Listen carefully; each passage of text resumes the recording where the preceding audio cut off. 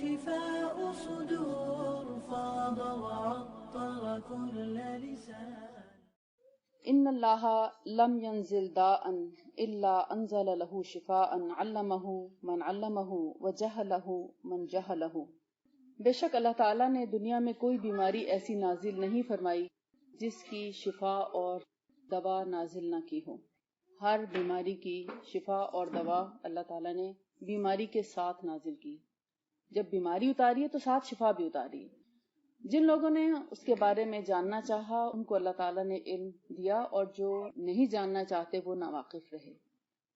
دنیا میں جتنی بھی بیماریاں نازل ہوئی ہیں، اگر ہم اس حدیث پر ایمان لاتے ہیں کہ اللہ تعالیٰ نے ضرور اس کی جو بیماری بھی نازل ہوئی ہے، سر درد سے لے کے کینسر تک، ٹی بی ہے یا آرتھرائٹس ہے یا چھوٹی بڑی بیماریاں، الرجیز ہیں، اسکن ڈیزیزز ہیں یا انٹرنل انفیکشنز ہیں، پی آئی ڈی ہے، ویجائنل انفیکشن ہے، یو ٹی آئی کا پرابلم ہے یا لیور سیروسس ہے یا وٹ ایور، جہاں کہیں کا بھی کوئی انفیکشیس ڈیزیزز ہیں، ان سب کا علاج اللہ تعالیٰ نے ساتھ ہی نازل فرمایا ہے. اور یہ ایک بہت بڑی ہمت بندھانے والی حدیث ہے.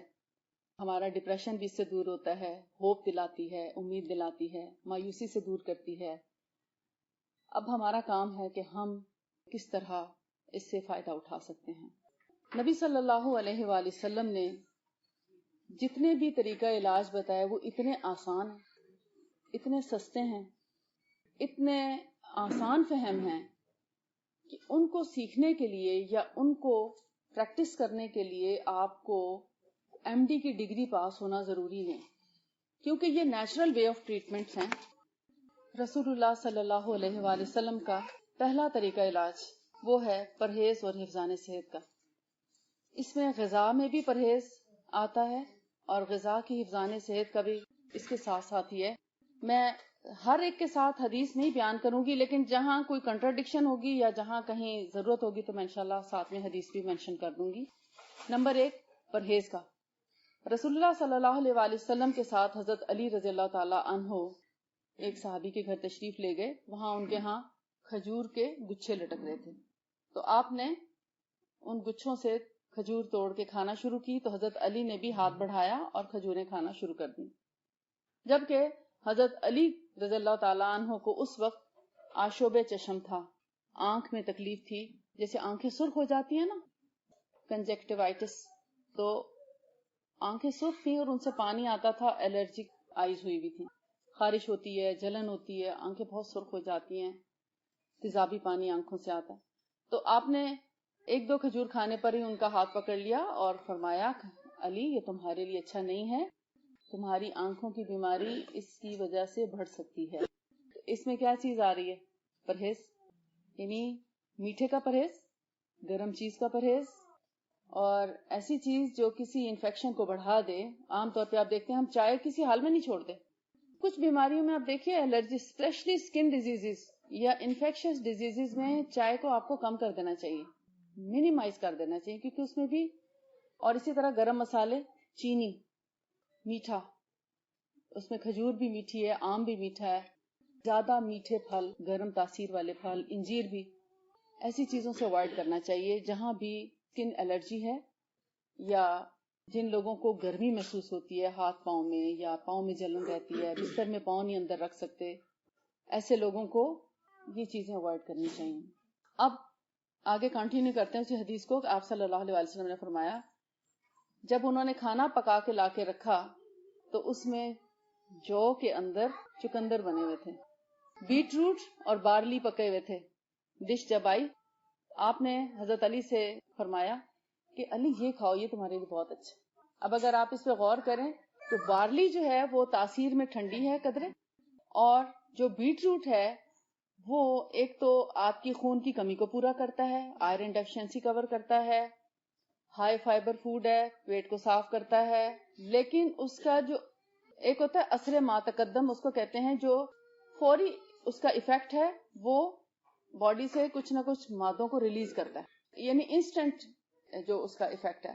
لیٹر آن جو اس کا ایفیکٹ ہے وہ ہے باڈی کے اندر جو فالتو رطوبتیں ہوتی ہیں ان کو خشک کرتا ہے یا ٹاکسنز کو ریموو کرتا ہے، آپ یوں کہہ سکتے ہیں ڈی ٹاکس کرتا ہے. مثال کے طور پر اگر کسی کو پھوڑے پھنسیاں نکلے ہیں، اس کے اندر جو آلائش پس ہوتی ہے اس کو ڈرائی کرنے کی صلاحیت رکھتا ہے. کسی آئرن کی ٹیبلٹ میں یہ چیز نہیں ملے گی آپ کو. اور آئرن کی ٹیبلٹس کھا کے لوگ ہمیں اکثر شکایت ہی کرتے ہوئے نظر آتے ہیں کہ جب سے میں نے آئرن لینا شروع کیا مجھے موشن ہو گئے ہیں، یا ویٹ انکریز ہونا شروع ہو گیا، یا وٹ ایور. ہر ایک کو ڈفرینٹ پرابلمس ہوتے ہیں. سم ٹائمز اسپاٹس آنے لگتے ہیں ان کی باڈی پہ، خون جمنے لگتا ہے. لیکن یہ ایک ایسا نیچرل آئرن ہے، کسی بھی پیشنٹ کو آپ دے سکتے ہیں. ہاں، ڈائبیٹک پیشنٹ کو مقدار کم دیں گے آپ، کیونکہ یہ قدرے میٹھا ہوتا ہے. تو اگر ایک عام صحت مند انسان جس کو ڈائبٹیز نہیں ہے وہ اگر ایک چقندر لے لیتا ہے تو ڈائبیٹک پیشنٹ 1/4 لے لے، یا اس دن وہ جتنا عرصہ وہ لے رہا ہے کوئی اور میٹھے پھل نہ کھائے، یا اگر کوئی اور پھل کھانے کو دل چاہتا بھی ہے تو صرف آدھا پھل کھا لیں کسی اور چیز کا، یعنی کبھی اورنج ہے، یا کبھی بنانا ہے، یا کبھی وٹ ایور ایپل ہے، یا کچھ اور گریپس ہیں، تو اس کی لیس کر کے، اس کی کوانٹٹی لیس کر کے وہ لے، تاکہ اس کی ڈائبٹیز جو ہے وہ انکریز نہ ہو. اب یہ جو بیٹ روٹ ہے، جن کو ہیموگلوبن لو آتا ہے لیس دین 10، آپ بیٹ روٹ کا جوس ان کو دیں. اگر بیٹ روٹ کے ساتھ ایک ایپل اور ایک کیرٹ بھی ساتھ میں شامل کر لیں، ان 3 چیزوں کا جوس اگر ڈیلی بیسس پہ دیں تو آپ ود ان اے منتھ، بلکہ میں سمجھتی ہوں 1 منتھ سے بھی بیفور، وہ اس کا جو ہیموگلوبن لیول ہے وہ بھی انکریز ہو جائے گا، اور آئرن ڈیفیشنسی بھی کور ہو جائے گی. اور اسپیشلی آپ کو وہ جو ایک کمپلیکشن فیل ہوتا ہے نا، اس میں پنکش فیلنگ آنا شروع ہو جاتی ہے، نیچرلی آپ کا انیمیا جو ہے وہ ٹھیک ہو جاتا ہے. اب آپ بتائیے اس میں آپ کو کون سا کورس کرنے کی ضرورت ہے؟ اس آئرن ڈیفیشنسی کی ریکوری کے لیے کتنی اسٹڈیز چاہیے؟ سمپل سی بات، اللہ تعالیٰ نے زمین سے اگائی ہے وہ چیز، بس ہاں جس چیز کی ضرورت ہے وہ یہ کہ اس کو اچھے سے دھویا ضرور جائے، اس کی صفائی ستھرائی پاکیزگی کا خیال ضرور رکھا جائے کہ باہر سے آیا اس کو اچھے سے واش کرنا. اگر اس کے اوپر کوئی اسپرے ہوتے ہیں یا وٹ ایور کوئی میڈیسنز وغیرہ یا ویکس جیسے یہاں پر ہر چیز پہ لگا دیتے ہیں، اس کو ریموو کرنا بہت ضروری ہے.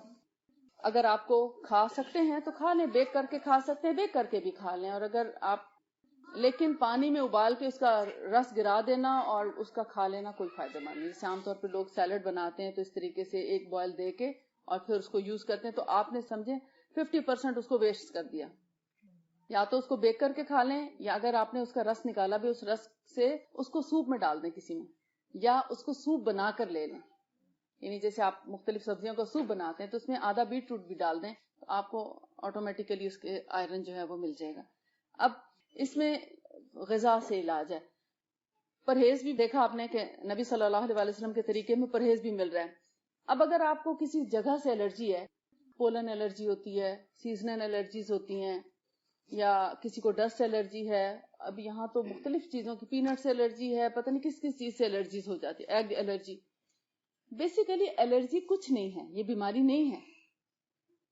آپ بچہ پیدا ہوتے ساتھ اس کو اینٹی بایوٹک دے دیتے ہیں، مثلا کسی وجہ سے بخار ہو گیا یا ذرا سا پیٹ میں کوئی انفیکشن ہو گیا. اب آپ کو نہیں پتا کہ اس کو کون سی نیچرل چیز دینی چاہیے جس سے اس کا امیون سسٹم اسٹرانگ ہو اور بچہ بیمار ہی نہ ہونے پائے. چونکہ آپ کا اپنا امیون سسٹم ویک ہے، لہٰذا آپ بچے کو بھی اینٹی بایوٹک دے دیتے ہیں. وہ بیسیکلی امیون سسٹم کو ویک کر دیتا ہے، اور پہلے سال میں اگر بچوں کو اینٹی بایوٹک دے دی جائیں وہ بچے بیمار ہی رہتے ہیں. آپ نے ان کو ایک یعنی انٹر کر دیا بیماریوں کی لسٹ میں، بیماروں کی لسٹ میں اس کا نام لکھوا دیا جب آپ نے پہلے سال بچے کو اینٹی بایوٹک دے دی. اس کا امیون سسٹم ویک ہو جاتا ہے، وہ بار بار بیمار ہوئے گا. آگے چل کر بھی اس کو جیسے گلا خراب ہوا پھر آپ نے اینٹی بایوٹک دے دی، جب آپ نے دیکھا اس کا پیٹ خراب ہوا پھر اینٹی بایوٹک ڈاکٹر لکھ دیتا آپ اس کو دیتے ہیں. تو ہوتا کیا، الرجیز ڈیولپ ہو جاتی ہیں. الرجیز جو ہیں بیسیکلی اینٹی بایوٹک کے زیادہ استعمال کے بعد پیدا ہونے والی ایک بیماری ہے. نیزل الرجی ہے، اسکن الرجی ہے، یا فوڈ الرجی ہے. یہ خود کوئی بیماری نہیں ہے.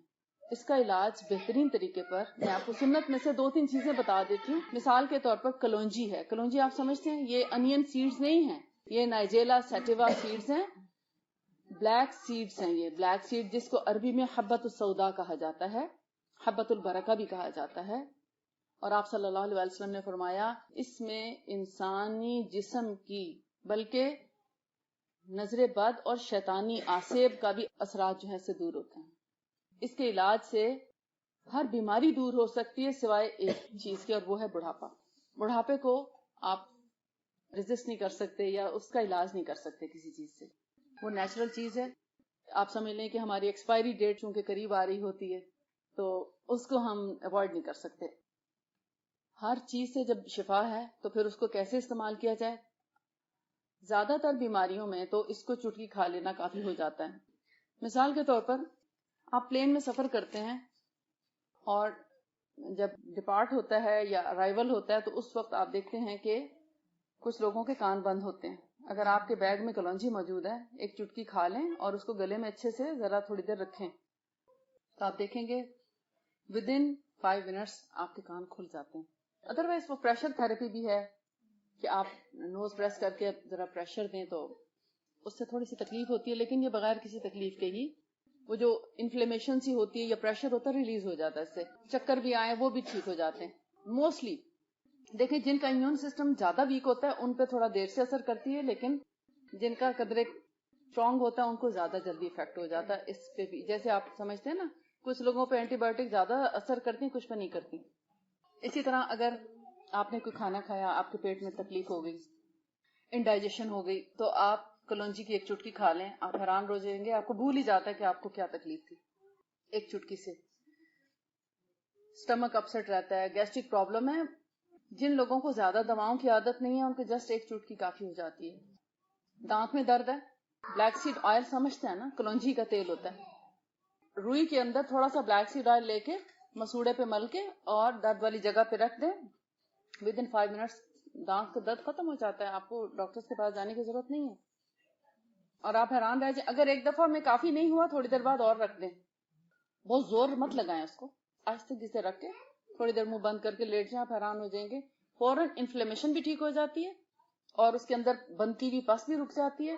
ہاں اگر بہت زیادہ پس ہے تو آپ ہر تھوڑی دیر بعد اس میں 1-2 قطرے ڈال دیں، روئی نہ رکھیں، کیونکہ اگر انفیکشن زیادہ ہو چکا ہے، زیادہ گل چکا ہے تو اس کے اندر روئی کے ذرات چلے جائیں گے تو وہ پھر آپ کو بادر کرے گی بعد میں.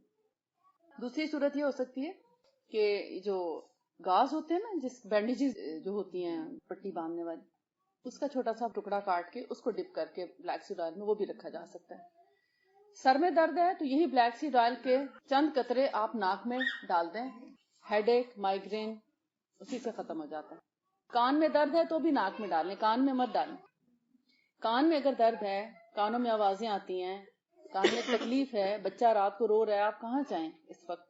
آپ ناک میں ہی، ڈیپینڈ کرتا ہے کہ بچہ کتنی ایج کا جو بتا سکتا ہو کہ میرے کان میں درد ہے. چھوٹے بچوں کو مت ڈال دیں. 3 سال سے کم عمر کے بچوں کو ذرا اوائڈ کریں. اگر ڈالنا بھی ہو تو 1 قطرے سے زیادہ نہ ڈالیں کیونکہ بچے نہیں اتنا بیئر کر سکتے. ہاں یہ ہے اگر آپ شروع سے ان کو عادی کر دیں گے تو آپ کو شاید کسی اینٹی بایوٹک کی کبھی ضرورت نہ پڑے انشاءاللہ. گلا خراب ہے، گلے میں بھی آپ 5 قطرے حلق میں ڈال دیں، آپ کو کافی حد تک ریلیف ہو جائے گا. باقی ایک اور دوا ہے قسط الہندی اور قسط البحری، جس کے بارے میں نبی صلی اللہ علیہ وآلہ وسلم نے فرمایا، صحیح بخاری میں ہے، سعید بن جبیر نے ابن عباس سے روایت کیا کہ رسول اللہ صلی اللہ علیہ وآلہ وسلم نے فرمایا، الشفاء فی ثلاث، شربۃ عسل وشرطۃ محجم وقیۃ نار وانا انہا امتی عن الکی. شفا کے 3 ذریعے ہیں، یعنی 3 چیزوں سے شفا حاصل ہو سکتی ہے: شہد کا استعمال، حجامہ کرانا اور داغ لگانا یعنی کاٹری. اور میں اپنی امت کو داغ دینے سے یعنی کاٹری سے منع کرتا ہوں. آپ صلی اللہ علیہ وسلم نے روکا ہے کاٹری سے، اور یہ بھی فرمایا ہے کہ ما احب ان اکتوی، میں داغنا پسند نہیں کرتا. لیکن ایک جگہ آپ نے کسی صحابی کے پھوڑے کا آپریشن کیا، بہت بڑا بوائل تھا، اس کو جب کٹ کر کے اس کے پس صاف کی تو آپ نے حکم دیا کہ اس کو داغ دو کیونکہ اسے بہت زیادہ خون آ رہا تھا.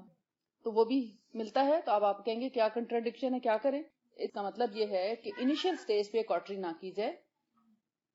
ہاں جب آپ سمجھتے ہیں کہ اتنا خون نکل جائے گا کہ انسان کی جان کو خطرہ ہے تو ایسے میں کاٹری کی جا سکتی ہے. اب مثال کے طور پہ لیڈیز کو لیکوریا کا پرابلم ہوتا ہے، ویجائنل انفیکشن ہو جاتے ہیں، لیکوریا ہو جاتا ہے، تو ڈاکٹرز کہتے ہیں کہ کاٹری ہوگی، اس کا کوئی علاج نہیں ہے. 3 دن پہلے میری بھائی کی کال آئی، ان کے اسٹاف میں سے ایک ممبر کی وائف جو تھی اس کو پریگنینسی نہیں ہو رہی تھی. تھوڑا سا ذرا وہ ہسٹوریکل ہوتا ہے نا تو اس سے سمجھ آتی بات. پتہ چلا اس کو PID پیلوک انفلیمیٹری ڈیزیز ہے، اور ساتھ میں اس کے جو CA125 پازیٹیو آیا ہے، اور اس کے یوٹرس پہ کچھ ڈاٹ ہوتے ہیں نشان، مطلب اس کے جو بایوپسی کی جاتی ہے تو پتہ چلا کہ اس پہ کچھ یعنی میلیگنینسی کے چانسز ہیں، لہٰذا وہ پیلوک انفلیمیٹری ڈیزیز کی وجہ سے اس کو پریگنینسی نہیں ہو رہی تھی۔ اب الحمدللہ مجھے 26 سال ہو گئے ہیں پریکٹس کرتے ہوئے، میں نے آج تک کوئی ایڈورٹیزمنٹ نہیں کی، کبھی کوئی ایک سنگل نیوز پیپر میں کبھی نہیں دیا، کسی چیز میں بھی by the word of mouth لوگ خود بخود ایک دوسرے کو بتاتے ہیں، اور الحمدللہ باری نہیں آتی۔ تو کسی نے بتایا کہ اس طرح یہاں پر ایک ڈاکٹر ہیں اور وہ اس طرح علاج کرتی ہیں، تو وہ کسی سے سن کے میرے پاس آ گئے، میں نے اس کو کستل ہندی پینے کو دی۔ وہ ایک ہرب ہے، رسول اللہ صلی اللہ علیہ وسلم اس سے علاج کرایا مطلب کرتے بھی تھے، حکم بھی دیتے تھے، اور آپ نے بہت سے لوگوں کو اس سے علاج کا حکم دیا۔ ایک کستل بحری ہے اور ایک کستل ہندی، یہ دونوں بہنیں ہیں، یعنی آلموسٹ ان کا فنکشن ایک ہی ہے۔ کستل ہندی جو ہے وہ ان لوگوں کو دی جاتی ہے جن کا انفیکشن بہت زوروں پہ ہے، یعنی آپ سمجھے ایمرجنسی کیسز میں بہت زیادہ انفیکشس ڈیزیز ہیں، ان کو کستل ہندی، اور جن کا مزاج زیادہ گرمی والی طرف نہیں ہوتا بلکہ تھوڑا سا، یعنی کہتے ہیں نا کہ آپ دیکھیں جب بہت زیادہ انفیکشن ہو جائے باڈی میں سردی لگنے لگتی ہے نا، جن لوگوں کو جیسے سیزیرین ہوتے ہیں یا ڈیلیوری ہوتی ہے تو اس کے بعد آپ دیکھتے ہیں کہ تھوڑا ٹھنڈک کا سا احساس ہونے لگتا ہے، وہ انفیکشن کی وجہ سے ہوتا ہے۔ ایسی ہی صورت میں کستل ہندی کام کرتی ہے، اتنا جب انفیکشن ہائی ہو رہا ہوتا ہے۔ ہاں، جو لوگ بہت زیادہ گرم مزاج ہیں، ان سے گرمی برداشت نہیں ہوتی، لیکن ان کو ساتھ میں کوئی اسکن ڈیزیز ہے یا کوئی اندر کسی بھی میمبرین پہ کسی بھی آرگن پہ انفیکشن آ گیا ہے، لیور پہ ہے، کڈنی پہ ہے، یا انٹسٹائنل انفیکشنز ہیں، السر ہے، ایسیڈیٹی ہے، یہ سارے جتنے بھی انٹرنل PID ہے، پیلوک انفلیمیٹری ڈیزیز ہے، یا ویجائنل انفیکشن ہے، یا سم ٹائمز فنگل انفیکشنز ہو جاتے ہیں، ایسے لوگوں کو کستل بحری سوٹ کرتی ہے، جن کو ساتھ میں گرمی اور گھبراہٹ بھی رہتی ہے۔ یعنی یہ دونوں سیم کام کرتی ہیں، مگر ایک دوا ٹھنڈے مزاج لوگوں کے لیے ہے اور ایک گرم مزاج کے لیے ہے، اور دوسری صورت میں بہت زیادہ انفیکشن زیادہ ہو جائے تو کستل ہندی، اور اگر تھوڑا ہلکی قسم کا ہے تو کستل بحری سے کام چلایا جا سکتا ہے۔ میں نے اس کو کستل ہندی پینے، یہ ہم ویسے بھی ہارمونل امبیلنس جن کا ہو ان کو بھی، میل انفرٹیلیٹی، فیمیل انفرٹیلیٹی کے لیے بھی ہم یہی سجیسٹ کرتے ہیں۔ تو جب میں نے اس کو وہ دی تو 3 مہینے کے بعد وہ ویسی چیک اپ کے لیے گئی کہ میرے پتہ نہیں مینسز کیوں نہیں آ رہے، تو جب چیک کرایا تو اس کو پریگنینسی ہو چکی تھی، اور سارا الٹرا ساؤنڈ وغیرہ ہوا، اس کا پورا چیک اپ ہوا تو پتا چلا کہ اس کو کسی قسم کا کوئی انفیکشن اب نہیں ہے۔ ودن 3 months اس کی PID، جو pelvic inflammatory disease, vaginal infection, fungal infection سب کلیئر ہو چکے تھے ودن 3 months۔ اس سے سستا علاج کوئی ہوگا؟ ڈاکٹر نے اسے بہت لمبے چوڑے علاج بتائے تھے، اتنے چیک اپ کرانے ہوں گے، اتنے ٹیسٹ کرانے ہوں گے، اتنا آپ کو جو ہے اسپینڈ کرنا پڑے گا، اور کاٹری ہوگی، نہ جانے کیا کچھ، اور ہوپ بھی نہیں دلایا کہ آپ کی پریگنینسی ہو سکتی ہے کہ نہیں۔ اسی طرح آج ہی بلکہ صبح جب میں یہاں کے ٹائم کے مطابق تو 6 سے 10 ہوتا ہے صبح کا ٹائم میرا کلینک پاکستان میں، تو اسکائپ پہ میں آن لائن خود کر رہی ہوتی ہوں، تو آج ایک خاتون آئی جن کو ابھی 3 مہینے پورے نہیں ہوئے میرے پاس آ رہی تھی، ان کی 30 ایئرس کی ایج میں اووریز جو ہیں وہ یعنی ہائپو ایکٹیو ہو چکی تھیں، سائز میں چھوٹی ہو گئیں، انہوں نے اپنا کام، ہائپو فنکشن ہوتا ہے مطلب اپنا کام جو ہے وہ سست کر دیتی ہیں، سائز میں چھوٹی ہو جاتی ہیں، تو ڈاکٹر نے کہا اب آپ کا بچہ نہیں ہو سکتا۔ انفرٹائل لیڈی ودن 3 months ماشاءاللہ پریگننٹ ہو چکی تھی، اووری جو ہے وہ اپنے سائز پہ واپس آ چکی تھی۔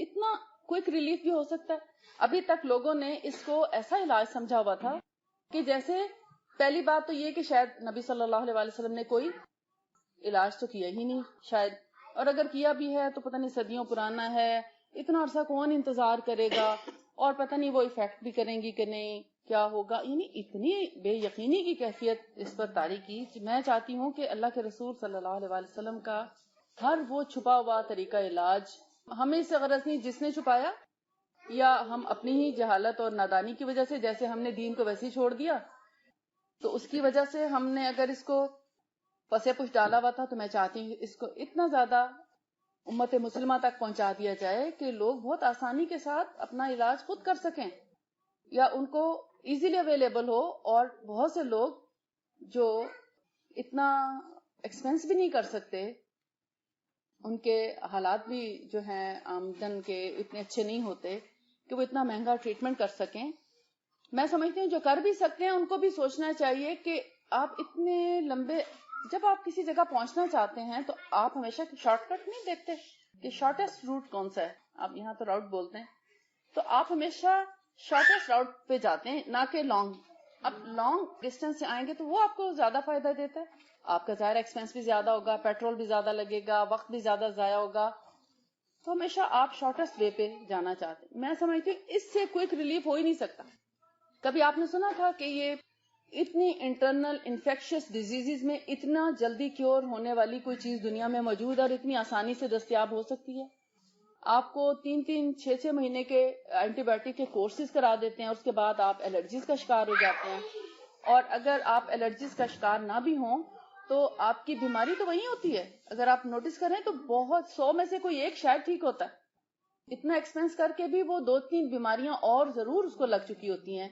یا تو اس کو ہارٹ برن شروع ہو جاتا ہے, یا اس کا اسٹمک اپسیٹ ہو چکا ہوتا ہے, یا اس کی نیند اڑ چکی ہوتی ہے, یا کوئی اور پرابلم, یا اوبیسٹی شروع ہو چکی ہوتی ہے. تو یہ سب پرابلمز انہی اینٹی بایوٹک کی نتیجے کے طور پر آپ کو فیس کرنا پڑتے ہیں. اگر آپ چاہتے ہیں کہ میکسیمم چیزوں کا, میں یہ نہیں کہتی ہر چیز کا آپ اسی سے علاج کریں. اللہ کے رسول صلی اللہ علیہ وسلم نے ریسٹرکٹ نہیں کیا, انہوں نے عادت کا بھی دیکھا ہے کہ اگر آپ کو کسی خاص دوا کی عادت ہے تو اس کی رعایت کی ہے. آپ نے فرمایا ٹھیک ہے, مریض کو دیکھو, اس کی عادت کو دیکھو, یا اس کے کھانے پینے کے روٹین کی چیزوں کو دیکھو, وہ کن چیزوں کا عادی ہے. کچھ لوگ چاول کھانے کے عادی ہوتے ہیں, آپ کہیں نہیں روٹی کھانا شروع کرو, اس کے پیٹ میں مروڑ پڑنا شروع ہو جائے, آپ کہیں مجھے تو سوٹ ہی نہیں کرتی, میں کیا کروں.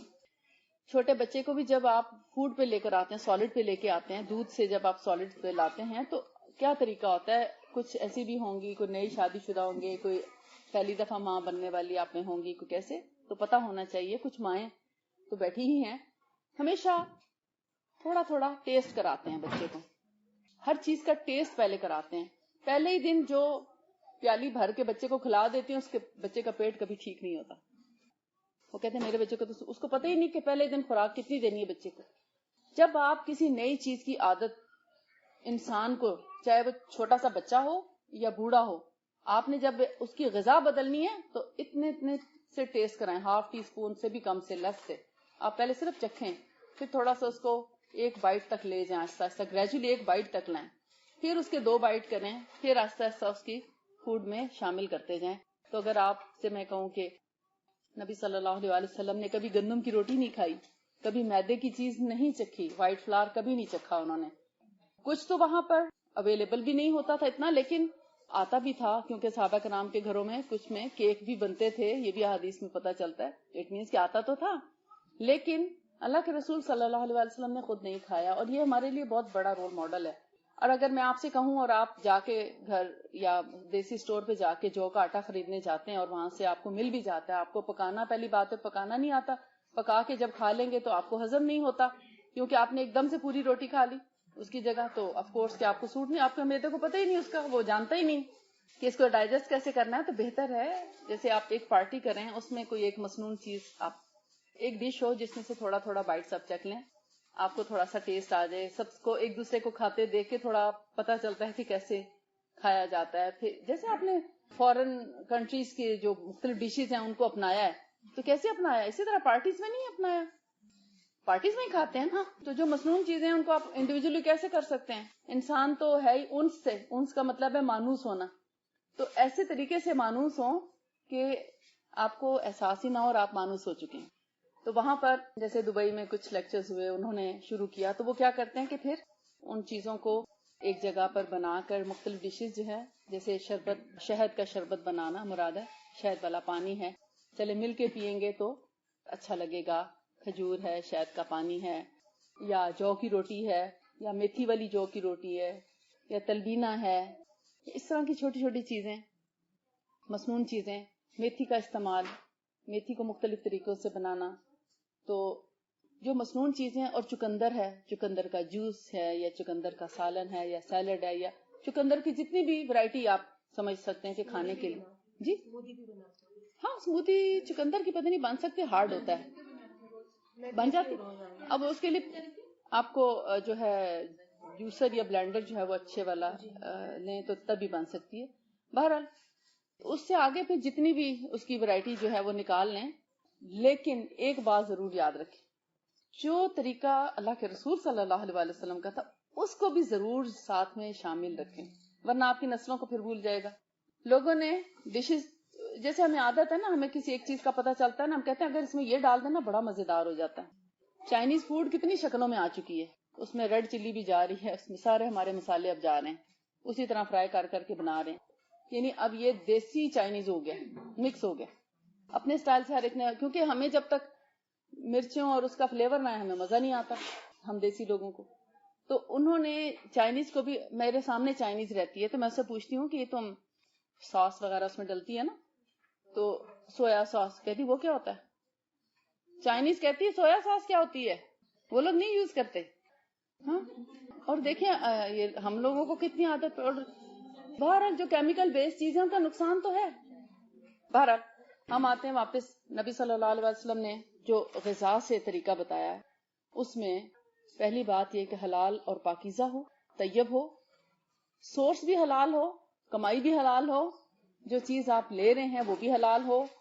آپ گوشت لینے جاتے ہیں، آپ کو جب تک تسلی نہیں ہے کہ یہ ذبیحہ بھی ہے تو بھلے آپ لے لیں، اگر آپ کا ایمان کہتا ہے آپ لیں. جیسے عرب عام طور پہ کہہ رہے ہیں کہ بسم اللہ. اب دیکھیں عربوں پہ آفت کہاں سے آ رہی ہے، کتنا زیادہ پٹ رہے ہیں، اللہ معاف کرے، نعوذ باللہ، میرے کہنے یا اس سے نہیں ہے، لیکن صرف بسم اللہ پڑھ کر اگر ایک چیز حلال ہو جاتی ہے تو کیا جو قرآن پاک میں ذبح کرتے وقت اللہ کا نام لے کر چھری پھیرنے کا جو حکم ہے وہ پھر اس کی کیا حیثیت ہے؟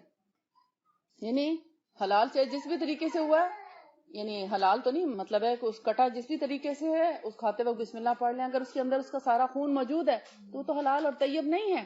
اب دیکھیں سمپل سی بات ہے، جو گوشت ہم کھاتے ہیں اگر وہ سنت کے مطابق حلال کیا گیا، اللہ کے حکم کے مطابق، اللہ کا نام لے کے بسم اللہ اللہ اکبر پڑھ کے اس کی گردن کاٹی گئی ہے اور اسی انداز سے کاٹی گئی ہے جیسا کہ حکم ہے کہ اس کا حرام مغز نہ کاٹا جائے، صاحب پیچھے سے پوری گردن نہ اتار دی جائے، تو کیا ہوتا ہے حرام مغز کام کرتا رہتا ہے، برین کام کرتا رہتا ہے، ایک ایک انگ سے بلڈ پورے کا پورا ویسٹ ہو جاتا ہے. اگر گردن پوری ایک دم کاٹ دی جائے خون اندر رہ جاتا ہے. آپ جب بیمار ہوتے ہیں تو کیا کرتے ہیں؟ بلڈ ٹیسٹ دیتے ہیں. بیماری کوئی بھی ہو بلڈ ٹیسٹ دیتے ہیں کرنے کے لیے. کیا مطلب ہے اس کا؟ ہر بیماری خون میں ہوتی ہے، کیسی انفیکشس ڈیزیز ہو یا عام بخار ہو تو بلڈ ہی ٹیسٹ کرنے کو دیتے، کیونکہ بیماری ہوتی خون میں ہے. تو اللہ تعالیٰ نے تو ہمیں حکم دیا ہے کہ ایسا جانور کھاؤ جس کا خون نکلا ہوا ہو تاکہ اس کے جسم بیماریوں سے پاک ہو. اگر جانور کا خون اس کے اندر موجود ہے تو ہو سکتا ہے وہ کینسر والا جانور ہو سکتا ہے ٹی بی کا مریض ہو سکتا ہے اس کو کوئی اور انفیکشس ڈیزیز ہو، تو وہ تو پھر ہمیں بھی لگے گی نا جب ہم اس کا گوشت کھائیں گے جس کا خون اس کے اندر رہ گیا. کینسر والا ہوگا تو آف کورس کہ وہ اثرات ہمارے اندر بھی آ جائیں گے. تو پہلی تو وہ چیزیں ہیں جو اللہ تعالیٰ نے قرآن پاک میں حلال یا حرام مقرر کر دی ہیں. پھر اس کے بعد اگر گوشت بغیر خون نکلے ہے تو وہ ہمارے لیے جائز. میں فتویٰ نہیں دینے آئی نعوذ باللہ، نہ میں اس کے بارے میں بعد میں کروں گی کہ یہ ایسے کہتے ہیں اور وہ ایسے کرتے ہیں، میرے پاس اس کا کوئی جواب نہیں. میں تو سمپلی آپ کو صرف اتنا بتا رہی ہوں کہ جب اللہ تعالیٰ نے ہمیں حکم دیا خون نکلا ہوا جانور لیں تو وہ چاہے چکن ہے، مٹن ہے، فش ہے، واٹ ایور جو بھی ہے. آپ کو یاد ہوگا جو لوگ پاکستان میں پلے بڑے ہیں یا جو بڑے بوڑھے یہاں پر بیٹھے ہیں، گھروں میں مرغیاں پالی جاتی تھیں. جب کوئی مرغی گرنے لگتی تو اس کو پکڑ کے ذبح کرتے تھے اور اس کا گوشت کھا لیتے تھے، کیونکہ عقیدہ یہی ہے اور تھا بھی کہ بھئی جب خون نکل گیا بیماری نکل گئی، چاہے اس کو بخار ہوتا چاہے اس کو کوئی بھی بیماری ہوتی، تو جب وہ خون نکل گیا تو گوشت پاک ہو گیا، اس کو کھا سکتے ہیں. یہ اصول ہے ہمارا. اور اگر آپ سمجھتے ہیں کہ آپ بسم اللہ پڑھ کے کھا لیں تو کھانا جائز ہے تو وہ آپ کے اپنے اوپر ہے، ہمارا اس سے کوئی نہیں. وہ بیماریاں آف کورس کے ضرور آئیں گی. یہ پرہیز کا یہ بھی ایک پرہیز ہے کہ آپ حلال اور طیب چن کے لیں. اب سبزیاں ہیں، کھاد سے بھری ہوئی سبزیاں ہیں، آپ کو اتنے بڑے بڑے لوکی اور کدو مل رہے ہیں، مولیاں اتنی لمبی لمبی یعنی ہاتھ جتنی، اور اتنی عجیب و غریب، یعنی پیاز اتنا بڑا، لٹرلی اتنا بڑا پیاز کہ اس کو دیکھ کے پریشانی بھی ہوتی کہ یہ اتنا بڑا، ایسے لگتا پھٹ جائے گا. یعنی اس کی عجیب و غریب شکل ہوتی ہے. اب وہ دیکھیں وہ جو لوگ کھانے کے عادی ہیں شروع سے کھا رہے ہیں ان کے اسی طرح پیٹ ہیں, اسی طرح ان کی شکلیں ہیں, جیسی غذا کھائیں گے ویسے ہی ہمارے اس پر ایفیکٹ ہوگا. پھر وہ چیزیں جو اللہ کے رسول نے کھائی ہیں ان کو کھانے کی کوشش کریں, سمپل سی بات, اور جو چیزیں نہیں کھائیں ان کو اوائڈ کرنے کی کوشش کریں تو ہم اس سے بھی بہت سی بیماریوں سے بچ سکیں گے. پھر نبی صلی اللہ علیہ وسلم نے جس طریقے سے کھانا کھایا بھوک رکھ کے اس طریقے کو رواج دیں. میکسیمم کوشش تو کریں نا, آپ ایک ایک بائٹ کا مت کرنا شروع کریں. میں یہ نہیں کہتی کہ اگر آپ پوری یعنی 2 روٹیاں کھاتے ہیں تو میں یہ نہیں کہوں گی ایک پہ آ جائیں, یا اگر آپ پوری پلیٹ کھاتے ہیں میں یہ نہیں کہوں گی آپ آدھی پہ آ جائیں. ایک ایک بائٹ کم کرتے ہیں, جیسے آپ کو پتہ بھی نہیں چلے گا اور کم کھانے کیا. ایکچولی جب ہم زیادہ کھا لیتے ہیں تو پھر ہمیں نیند آنے لگتی ہے, ہمارا دماغ کام نہیں کرتا, ہمارا سونے کو دل چاہتا ہے, آرام کرنے کو دل چاہتا ہے, پھر ہم لرننگ پروسیس ایزیلی نہیں کر سکتے, سیکھ نہیں سکتے. اللہ تعالیٰ نے وہ حدیث قدسی میں آتا ہے نا کہ میں نے علم کو بھوک میں رکھ دیا ہے. اللہ تعالیٰ فرماتے ہیں لوگ اسے تمنگری میں یعنی بھرے پیٹ تلاش کرتے ہیں, بھلا وہ کیسے پائیں گے علم. امت مسلمہ نے جب سے پیٹ بھرنا شروع کیا ہے علم بھاگ گیا ہم سے, دور ہو گیا. نہ ہمیں اپنے قرآن کے بارے میں کوئی علم ہے, نہ رسول اللہ صلی اللہ علیہ وسلم کی زندگی کے بارے میں ہمیں کوئی خاص انفارمیشن ہے, اپنا دین ہی بھول بیٹھے ہیں. تو آف کورس کہ پھر ہمیں بہت سے پرابلمس کا سامنا تو کرنا پڑے گا, بیمار بھی ہوں گے. بہرحال اب آپ دیکھیں کہ ایک علاج ہے دم سے, رقیہ سے, اور رقیہ تو اب آپ سبھی جانتے ہیں. آپ کو یہ بھی پتا ہے ایک 13 منٹ کا رقیہ ہوتا ہے, ایک کتنے منٹ کا رقیہ, ایک 1.5 گھنٹے کا رقیہ ہے. تو جو سب سے پریکٹیکل رقیہ ہے یعنی اس میں مین سب چیزیں بھی آ جاتی ہیں, وہ 13 منٹ والا رقیہ جو ہے وہ کافی ہو جاتا ہے. آپ اس کو ہر روز پہلے تو سننا شروع کریں. اگر آپ کو طریقہ نہیں آتا, پڑھنا نہیں آتا, سننا شروع کر دیں. آہستہ آہستہ آپ ان الفاظ سے فیملیئر ہوتے جائیں گے اور وہ آپ کی زبان پہ چڑھ جائیں گے, اور انشاءاللہ پھر ایک وقت آئے گا کہ آپ کو یاد ہو چکے ہوں گے. آپ ان کو ضرور پڑھیں صبح شام. ویسے بھی نبی صلی اللہ علیہ وسلم کا طریقہ تھا, آپ 3 ٹائم اذکار کرتے تھے. ایک تو دن کے 2 کناروں پہ یعنی صبح فجر کے بعد, اور دوسرا مغرب سے پہلے عصر کے بعد, اور پھر سوتے وقت بھی کیا کرتے تھے. تو یہ 3 اوقات ہیں اذکار کے بھی. اور جب سے آپ صلی اللہ علیہ وسلم پر جادو ہوا تو آپ نے معوذتین پڑھنا شروع کیا. معوذتین کہتے ہیں سورہ فلق اور ناس کو, تو آپ نے اس میں سورہ اخلاص کا بھی اضافہ کیا. تو آپ سورہ اخلاص, فلق اور ناس, اس کا طریقہ یہ ہے کہ پہلے آپ اعوذ باللہ من الشیطان الرجیم ایک دفعہ پڑھتے, پھر ہر سورت کے ساتھ بسم اللہ پڑھتے, جیسے بسم اللہ الرحمن الرحیم قل هو اللہ احد پوری پڑھتے, بسم اللہ الرحمن الرحیم قل اعوذ برب الفلق پوری پڑھتے, پھر بسم اللہ پڑھ کے قل اعوذ برب الناس پوری پڑھتے. جب یہ تینوں صورتیں پڑھ لیتے تو اپنے ہاتھوں کے اوپر دم کرتے, پھونک مارتے, اور پھر سر سے لے کے اور پاؤں تک سامنے بھی اور اپنے پیچھے پورے جسم پر ہاتھ پھیرتے, گویا ایک روحانی شاور لیتے ہیں.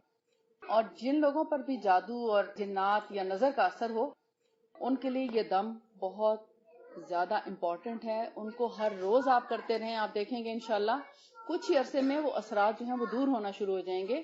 کیونکہ جس طرح آپ جسمانی گندگی کو دور کرتے ہیں نہا کے, شاور لے کے, اسی طرح یہ جو صورتیں ہیں یہ آپ کو روحانی شاور دیتی ہیں. آپ کی جو یہ ان نون جو ناپاکی ہے یا شیاطین کی نجاست ہے وہ آپ سے دور ہو جاتی ہے. جادو اور نظر بد بھی اس سے دور ہو جاتے ہیں. البتہ اللہ تعالیٰ نے حضرت جبرائیل علیہ السلام کو ایک دم سکھا کے بھیجا تھا جسے دم جبرائیل بھی کہا جاتا ہے. بسم اللہ ارقیک من کل شیء یؤذیک من شر کل نفس او عین حاسد اللہ یشفیک بسم اللہ ارقیک. یہ 3 دفعہ پڑھ کے مریض پہ پھونک کے اس کا سر سے لے کے پاؤں کی طرف ہاتھ پھیر دیں. کسی بیمار کی عیادت کرنے آپ صلی اللہ علیہ وسلم جاتے تو آپ یہی دم کرتے, اور اپنے اوپر بھی آپ یہ دم کر سکتے ہیں. اور اسی طرح ایک اور دعا ہے اذهب البأس رب الناس واشف انت الشافی لا شفاء الا شفاؤک شفاء لا یغادر سقما.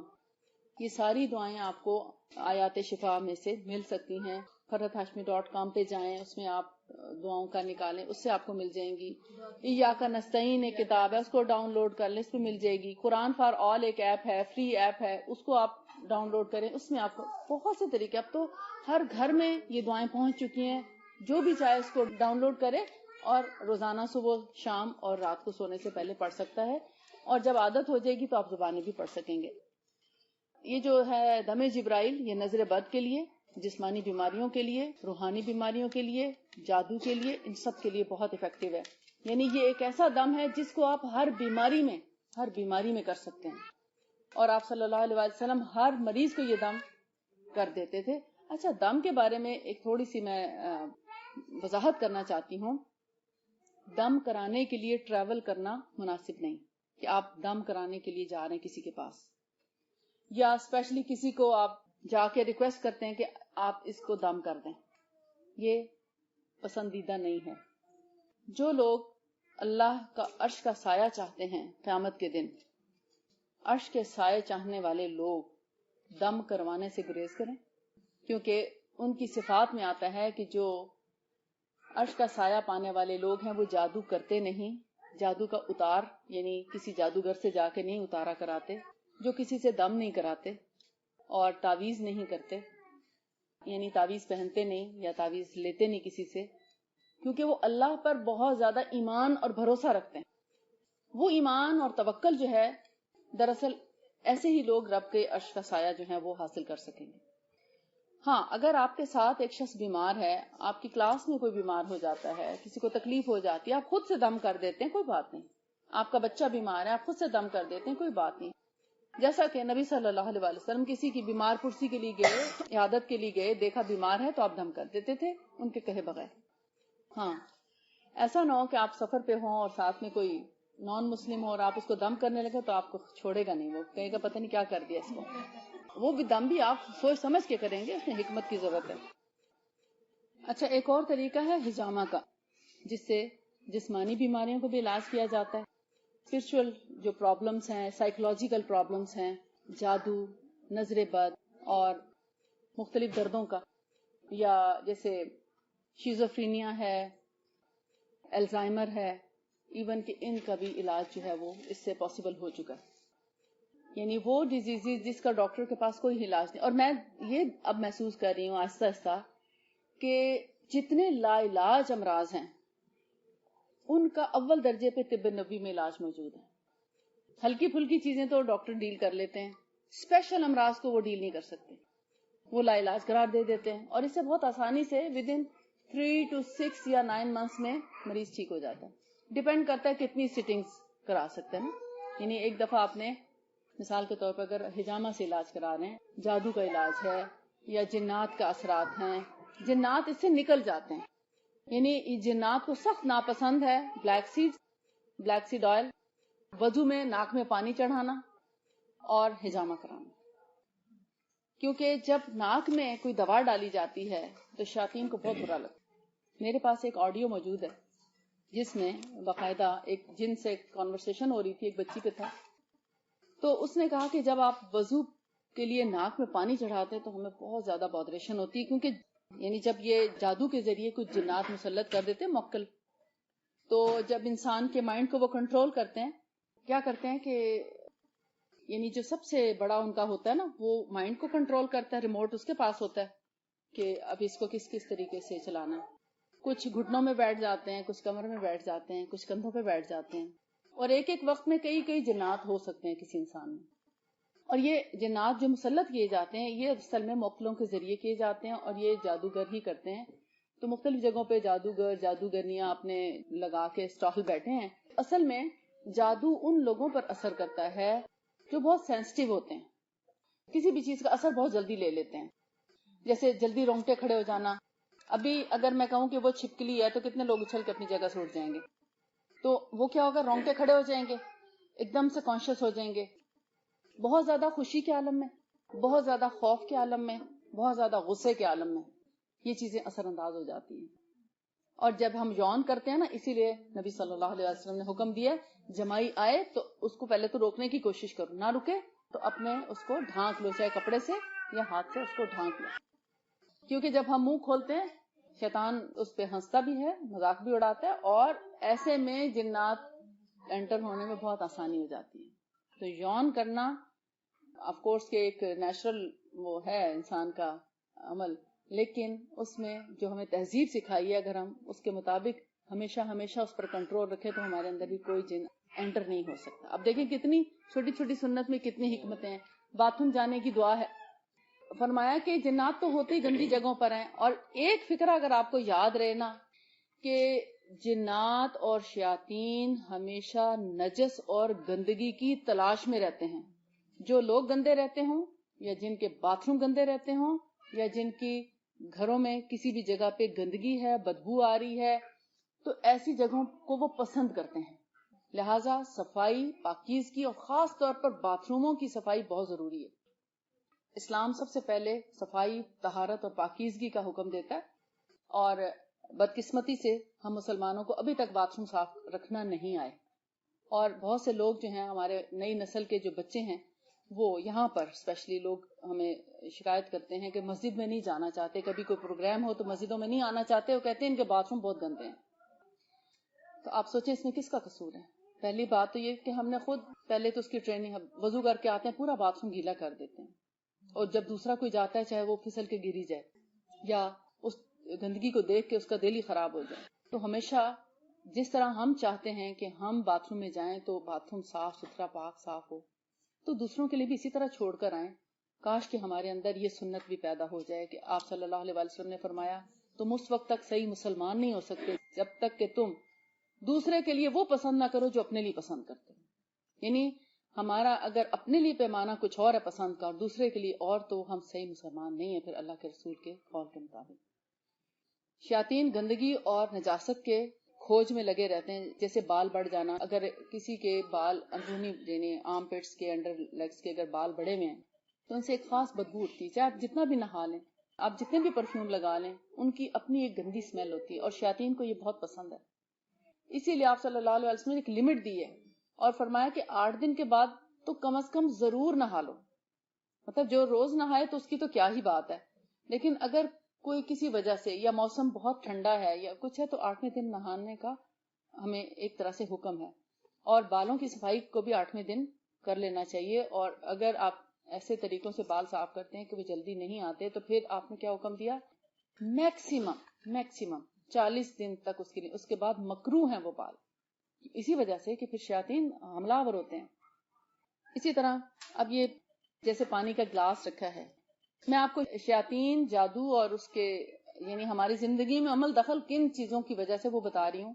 اب یہ اگر ڈھک کے نہیں رکھا تو اس میں جو میرے ساتھ پیدا ہوا شیطان ہے, ہو سکتا ہے اب اس نے پانی اس میں سے پیا ہو یا اس میں گندگی کی ہو یا اس میں تھوک پھینکا ہو یا اس میں یعنی ہاتھ مارا ہو, کچھ بھی ہو. اب وہ پانی اگر میں دوبارہ پیوں گی تو میں بھی مجھے کوئی پرابلم ہو سکتی ہے. آپ ٹیسٹ کرانے جاتے ہیں, کہتے ہیں وائرل انفیکشن ہے. اب بیکٹیریل انفیکشن ہے تو علاج ہو سکتا ہے اینٹی بایوٹک دے کے. وائرل انفیکشن ہے تو میں سمجھتی ہوں وہ شیطانی بیماری ہے. وہ جو وائرس ہے جو چینج ہوتا رہتا ہے یہ شیطان کے عمل دخل سے, بغیر ڈھکی ہوئی چیزیں کھانے سے, اور اسی طرح مطلب ان چیزوں سے جو اثرات ہمارے جسم میں آتے ہیں, اسی لیے اس کی کوئی دوا نہیں ہے. ہاں دعا ہے, رقیہ ہے, دم ہے, اور ان چیزوں سے بچنا ہے. کبھی بھی ڈھانکے بغیر خالی برتن بھی نہ رکھیں, کیونکہ نبی صلی اللہ علیہ وسلم نے, ایک حدیث ہے بخاری کی بھی ہے اور مسلم کی بھی ہے, آپ نے فرمایا کہ جب شام ہو جائے تو اپنے بچوں کو گھروں میں روکو, اس لیے کہ اس وقت شیاطین جو ہیں وہ پھیل جاتے ہیں. اور اپنے دروازوں کو بند کرو تو بسم اللہ پڑھ کر بند کرو. اور اسی طرح آپ نے فرمایا کہ اپنے برتنوں کو ڈھانک کے رکھو, یعنی جن میں کھانا یا پانی پینے کی چیز ہے, چاہے وہ پانی کی مشق ہے, اس وقت تو مشقیں ہوا کرتی تھی, آہستہ آہستہ برتن جو ہیں بدلتے جاتے ہیں, اس کو بھی ڈھانک کے رکھو. اس کا منہ یعنی باندھتے وقت بسم اللہ پڑھو, کیونکہ جس چیز پر بسم اللہ پڑھی جاتی اس پر شیطان کا عمل دخل نہیں رہتا ہے. جب اس کو بسم اللہ پڑھ کے ڈھانکا جائے گا, چاہے اگر ہمارے پاس فرض کریں کچھ بھی نہیں ہے مثال کے طور پہ, تو آپ پین ہی رکھتے بسم اللہ پڑھ کے. مجھے ایسے فیل ہوتا ہے, میں نے حدیث میں نہیں پڑھا, مجھے ایسے فیل ہوتا ہے شاید جب ہم بسم اللہ پڑھتے ہیں تو میں بھی اللہ تعالیٰ اس پہ کوئی فرشتہ مقرر کرتا ہے جو شیطان کی حفاظت کرتا ہے, کہ اب اس پر شیطان جو ہے اس کا کوئی عمل دخل نہیں ہو سکتا.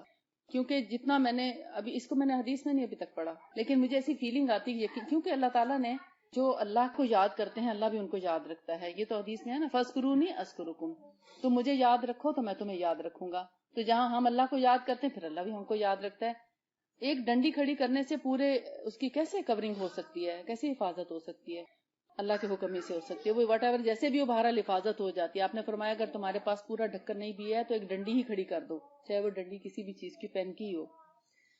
کھانے کی چیز ہے, ڈش ہے, پوری ڈش کا کور نہیں ہے مثلاً آپ کے پاس, پہلی بات تو یہ آپ کوئی نیٹ ڈال سکتے ہیں, کوئی کپڑا ڈال سکتے ہیں, اور نہیں بھی ہے تو جس ڈش سے آپ نے کھانا نکالنا ہے اسی کے اوپر الٹا کے اور بسم اللہ پڑھ کے اس کو آپ ڈھانک دیں. مثال کے طور پر ڈونگا ہے, اس میں آپ نے کھانا رکھا ہے, ڈش جب زیادہ لوگوں کی دعوت ہو تو آف کورس کھانا بھی ہوتا ہے, تو کھلا رکھنے کی وجہ اس کے اوپر ایک کپڑا کوئی چادر بچھا دیں بسم اللہ پڑھ کے.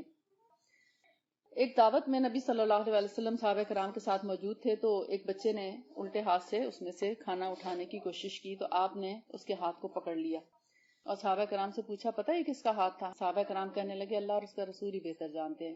آپ نے فرمایا یہ شیطان کا ہاتھ تھا, یہ ہم سے پہلے ہمارے کھانے میں سے کچھ لینے کی کوشش کر رہا تھا, تو میں نے اس کو, یعنی اللہ تعالیٰ نے مجھے خبر دی اور میں نے اس کا ہاتھ پکڑ لیا, کیونکہ پھر اس کھانے میں برکت نہ رہتی, یہ کھانا پھر ہم پہ پورا نہ ہوتا. تو فرمایا کہ کھانے کو ڈھانک کے رکھو. اسی طرح آپ نے فرمایا کہ بچوں کو الگ الگ بستروں پہ سلاؤ. جب دروازہ بند کرو تو بسم اللہ پڑھ کر بند کرو, کہ جس دروازے کو بسم اللہ پڑھ کے بند کیا گیا اب اس میں شیطان انٹر نہیں ہو سکتا.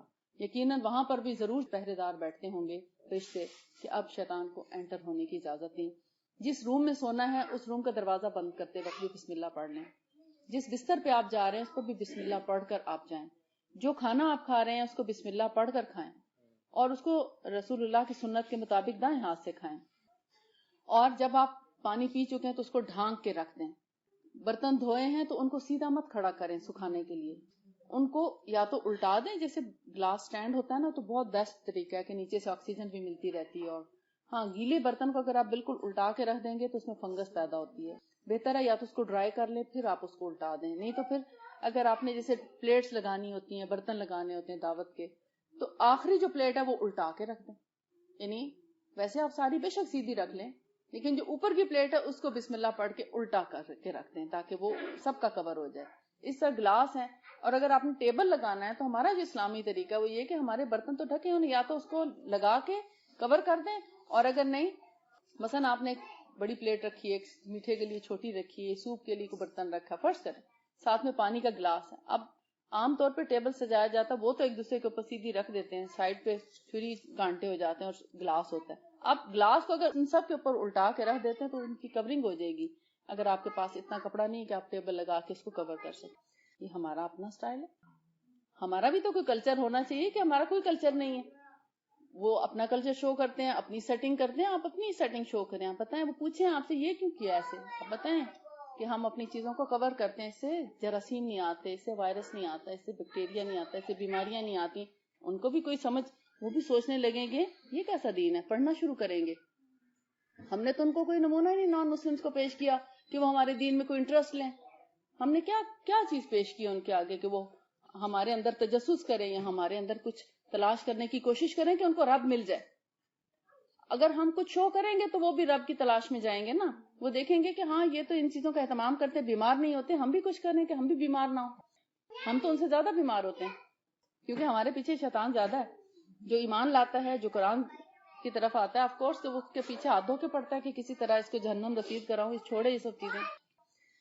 میں بات کر رہی تھی حجامہ کی, کہ جب حجامہ کیا جاتا ہے تو اسپیشلی جادو کے لیے نبی صلی اللہ علیہ وسلم نے یہ پوائنٹ کرایا تھا. اس کو 32 ہے یہ پوائنٹ.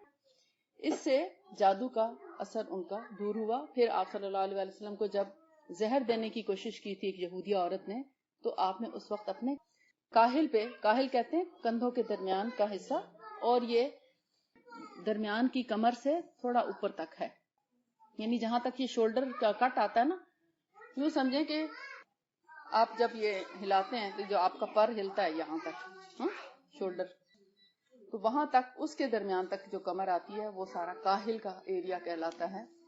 اس میں آپ نے حجامہ کرایا اور یہ کندھوں پر بھی کرایا تاکہ اس جادو کا اثر جو ہے وہ دور ہو جائے, زہر کا اثر دور ہو جائے. تو یہ بیسیکلی ڈیٹاکس کے پوائنٹس ہیں. اگر جسم میں کوئی زہریلی چیز چلی جائے یا دوائیاں اتنی کھائی ہیں زندگی میں کہ اب ان کے برے اثرات جو ہیں وہ ظاہر ہونا شروع ہو گئے, ڈاکٹر کہتے ہیں کہ آپ نے چونکہ بہت زیادہ میڈیکیشن لے لی ہے لہٰذا اس وجہ سے آپ کا جو ہے ویکنس زیادہ ہے, آپ کو فٹیگ زیادہ ہو جاتی ہے, تو اس میں ڈیٹاکس کے خاص پوائنٹس ہوتے ہیں، اس سے باڈی ڈیٹاکس ہو جاتی ہے، زہریلے اثرات دور ہو جاتے ہیں، دوائیوں کے برے اثرات دور ہو جاتے ہیں. وہ ایک وے آف ٹریٹمنٹ ہے اللہ کے رسول صلی اللہ علیہ وسلم کا. زہر کا اثر تک بھی جس سے دور ہو سکتا ہے. تو پھر آپ سوچیں کہ یہ دواؤں میں بھی تو آپ دیکھیں ہلکے ہلکے زہر ہی ہوتے ہیں نا. آپ جو انسومنیا کے لیے جو میڈیسن لیتے ہیں نیند لانے کے لیے، وہ سلائٹ زہر ہی ہے جو آپ لیتے ہیں جس سے آپ کو نیند آتی ہے. وہ بھی پوائزن سے ہی بنی ہوئی میڈیسن ہے. یعنی پوائزن کی ایک بہت لو فارم ہے جو دی جاتی جس سے انسان کو نیند آ جاتی. جب آپ زیادہ عرصہ اس کو لیتے رہیں تو آف کورس باڈی میں ٹاکسن زیادہ آ گئے. اس کے بعد پھر اور اس کی ڈوز بڑھانی پڑتی ہے، پھر اس سے اور زیادہ انکریز کرنی پڑتی ہے. ایک وقت آتا ہے کہ نیند بالکل ہی ختم ہو جاتی ہے. تھائرائیڈ کی میڈیسن پہ لکھا جی، تھائرائیڈ کی میڈیسن پہ بھی سلو پوائزن لکھا ہوتا ہے. بہت سی ایسی میڈیسنز ہیں. پھر آپ دیکھیں کہ جو ہارٹ ڈیزیزز کے لیے، ہارٹ کی کچھ پرابلمز کے لیے میڈیسن آتی ہے جس کے اندر پگ کی بھی کچھ چیزیں شامل ہیں. اب وہ بھی تو ہمارے جسم میں ٹاکسنز آ رہے ہیں نا. اللہ کے رسول صلی اللہ علیہ وسلم نے دل کی بیماریوں کے لیے کتنا پیارا نسخہ بتایا، لیکن چونکہ لوگوں کو پتہ نہیں ہوتا کہ کھانا کیسے، اسے اور نقصان اٹھاتے ہیں. اجوا کھجور کا سب کو پتا ہے کہ وہ جادو کا اثر بھی دور کرتی ہے. آپ صلی اللہ علیہ وسلم نے فرمایا 7 دانے اجوا کے جو صبح سویرے کھا لے، اس پر اس دن صرف ایک دن نہ جادو اثر کرے گا اور نہ زہر. لیکن آپ دیکھیں ڈائبیٹک پیشنٹ 7 دانے نہیں کھا سکتے. یہ ساتھ ساتھ ذہن میں رکھنی چاہیے باتیں سب. اب جن لوگوں کو ڈائبٹیز نہیں ہے وہ تو اگر کچھ دن بھی 7 دانے کھائیں تو افیکٹ دیکھ لیں گے انشاءاللہ. ان پر کافی چیزوں کا اثر جو ہے وہ ختم ہو جائے گا. ڈیٹاکس بھی ہوتی باڈی سے. جہاں دل کی بیماریوں کا ذکر آتا ہے طب نبوی میں، تو آپ صلی اللہ علیہ وسلم حضرت سعد بن ابی وقاص کا قصہ اس میں آتا ہے. اس حدیث میں، بخاری کی حدیث ہے کہ حضرت سعد بن ابی وقاص بیمار ہوئے تو آپ صلی اللہ علیہ وسلم ان کی عیادت کے لیے تشریف لے گئے. جب آپ نے ان کے سینے پہ ہاتھ رکھا تو حضرت سعد فرماتے ہیں کہ میں نے رسول اللہ صلی اللہ علیہ وسلم کے ہاتھ کی ٹھنڈک محسوس اپنے سینے پہ کی. آپ نے فرمایا سعد تمہیں تو دل کی تکلیف ہے. یہ فرسٹ ڈائگنوسس ہو رہی ہیں ہارٹ ڈیزیز کی. یعنی فرسٹ کارڈیالوجسٹ اللہ کے رسول صلی اللہ علیہ وسلم نے پہلی دفعہ کسی دل کے مریض کی تشخیص کی. اور پھر آپ نے فرمایا تمہیں دل کی بیماری ہے. اللہ تعالیٰ نے ان کو جو یعنی جس چیز کا ان کے دل میں ڈالا کہ اجوا کھجور کی گٹھلی 7 دانے اجوا کھجور کے لیں اور ان 7 دانوں کی گٹھلیاں جو ہیں وہ بھی پیس لیں. ان دونوں کو مکس کریں اور مریض کو کھلائیں. اب یہاں تک معاملہ ختم ہو گیا. پھر اس بات کو مکمل کرنے اور سمجھانے کے لیے آپ نے فرمایا کہ حارث بن کلدہ ثقیفی کو بلاؤ. وہ مکہ کا ماہر حکیم جانا چاہتا تھا، بہت سمجھدار، اور جس کو کہتے ہیں نا یعنی خاص بڑا دانا اور سمجھدار حکیم، اسپیشلسٹ قسم کا. اس کو بلایا گیا. لوگوں نے پوچھا یا رسول اللہ آپ کے ہوتے ہوئے ہم اس کو کیوں بلائیں؟ آپ تو اللہ کے رسول ہیں، آپ کو تو ڈائریکٹ وحی آتی ہے اور اللہ تعالیٰ سے آپ کو ڈائریکٹ باتیں پتہ. آپ نے فرمایا اللہ تعالیٰ ہی نے مختلف علوم کے لیے کچھ لوگوں کو چن لیا ہے اور اللہ تعالیٰ نے مختلف لوگوں کے ذریعے لوگوں کو شفا دی ہے. یہ اللہ کے حکم ہی سے ہے. اس میں انسانوں کا کوئی کمال نہیں ہے کہ کس کے ذریعے شفا ملتی ہے، یا اس حکیم کا کمال نہیں. اللہ نے اس کے یہ بھی دیکھیں رسول اللہ یہ بھی سکھا کے گئے کہ کس طرح اگر کسی بیماری کے لیے آپ نے رابطہ کرنا ہے تو اس کے ایکسپرٹ سے رابطہ کریں، نہ کہ ہر ایک سے سنی سنائی بات سے آپ اس پر عمل کرنا شروع کر دیں. اس سے کئی لوگوں کو پرابلم بھی ہوا. بعض دفعہ گٹھلیاں ٹھیک نہیں تھیں، بعض دفعہ مطلب کھانے کا طریقہ غلط تھا تو پرابلمز ہوئے. تو میں اس لیے اس کو واضح کرنا چاہتی ہوں کہ اگر کسی کو نہیں بھی پتا تو ایٹ لیسٹ پتا چل جائے. آپ صلی اللہ علیہ وسلم جب حارث بن کلدہ ثقیفی کا بولا تو اس نے آ کے بتایا کہ یہ دونوں چیزیں لیں. اس نے بھی اسی سے کنٹینیو کیا کہ یہی علاج ہے دل کے مرض کا اور دل کے ہر مرض کا. چاہے وہ سٹنٹ کے لیے ڈاکٹر بتا رہے ہیں آپ کو بلاکیج آ رہی ہے، آرٹریز بلاک ہو رہی ہیں، یا پیلپیٹیشن کا پرابلم ہے. ویسے پیلپیٹیشن لو ہے یا پیلپیٹیشن ہائی ہے دونوں حجامہ سے ٹھیک ہو سکتے ہیں. لیکن اگر بلاکیج آ گئی ہے اس کو دور کرنے کے لیے اجوا کھجور کی گٹھلی کو وہ یہ میرا کام نہیں، میں ویسے آپ کو بتا رہی ہوں، اس طرح ٹائم ویسٹ ہو جاتا ہے. وہ جو 7 گٹھلیوں کا پاؤڈر ہے وہ تقریباً 1 ٹی اسپون فل بن جاتی ہے. اس کو 1 پیالی گرم پانی میں سوک کر دیں جو حارث بن کلدہ ثقیفی نے بتایا، اور اسی کے اندر اجوا کھجور بھی ڈال دیں. پھر اس نے ایک چیز اور ایڈ کی اور وہ تھی میتھی دانہ، فینوگریک سیڈز. 1 چٹکی، چھوٹی سی چٹکی، جیسے آپ نمک ڈالتے نا ایگ یولک پہ یا فرائیڈ ایگ پہ، اتنی سی میتھی دانہ پاؤڈر اس کے اندر ایڈ کر دیں اور وہ صبح سویرے نہار منہ مریض کو کھلا دیا جائے. کتنے دن؟ جتنے دن تک وہ ٹھیک ہو جائے. اب ڈیپینڈ کرتا ہے, کسی کو ہلکی پھلکی کوئی بیماری ہے تو میں بھی وہ ہفتے میں ہی ٹھیک ہو جائے, کسی کو 2 ہفتے, کسی کو 40 دن, کسی کو 3 مہینے, ڈیپینڈ کرتا ہے. 3 مہینے بعد ٹیسٹ کرا لیں, انشاءاللہ 99% لوگ ٹھیک ہو چکے ہیں. طریقہ یہی ہوگا, البتہ جن لوگوں کو ڈائبٹیز ہے پھر اگین وہی سوال آتا ہے, تو ایسا کریں 3 دن یعنی انٹینسو ہوگا, 3 دن تو 7 دانے دے دیں, اس کے بعد 7 نہ دیں کبھی بھی, پھر 1 دانے پہ آ جائیں. بس 3 آڈ نمبر پورے کر لیں, سنت بھی پوری ہوگی. 3 دن کی سنت پوری کریں, آگے اللہ تعالیٰ انشاءاللہ شفا دے گا. 7 گٹھلیاں ضرور ہوں, یعنی گٹھلیوں کا پاؤڈر, اور 1 چٹکی میتھی دانہ بھی ہو, مگر پھر 1 اجوا کھجور اس میں ایڈ کریں. 3 دن تو کم از کم ضرور کھائیں نا سنت پوری کرنے کے لیے اجوا. اور اس دن میں پھر جو ڈائبیٹک پیشنٹ ہیں وہ کوئی میٹھا نہ لیں, نہ کوئی پھل لیں, نہ کوئی اور چیز لیں, اور اپنی بے شک میڈیسن جو ہے وہ ڈبل کر دیں.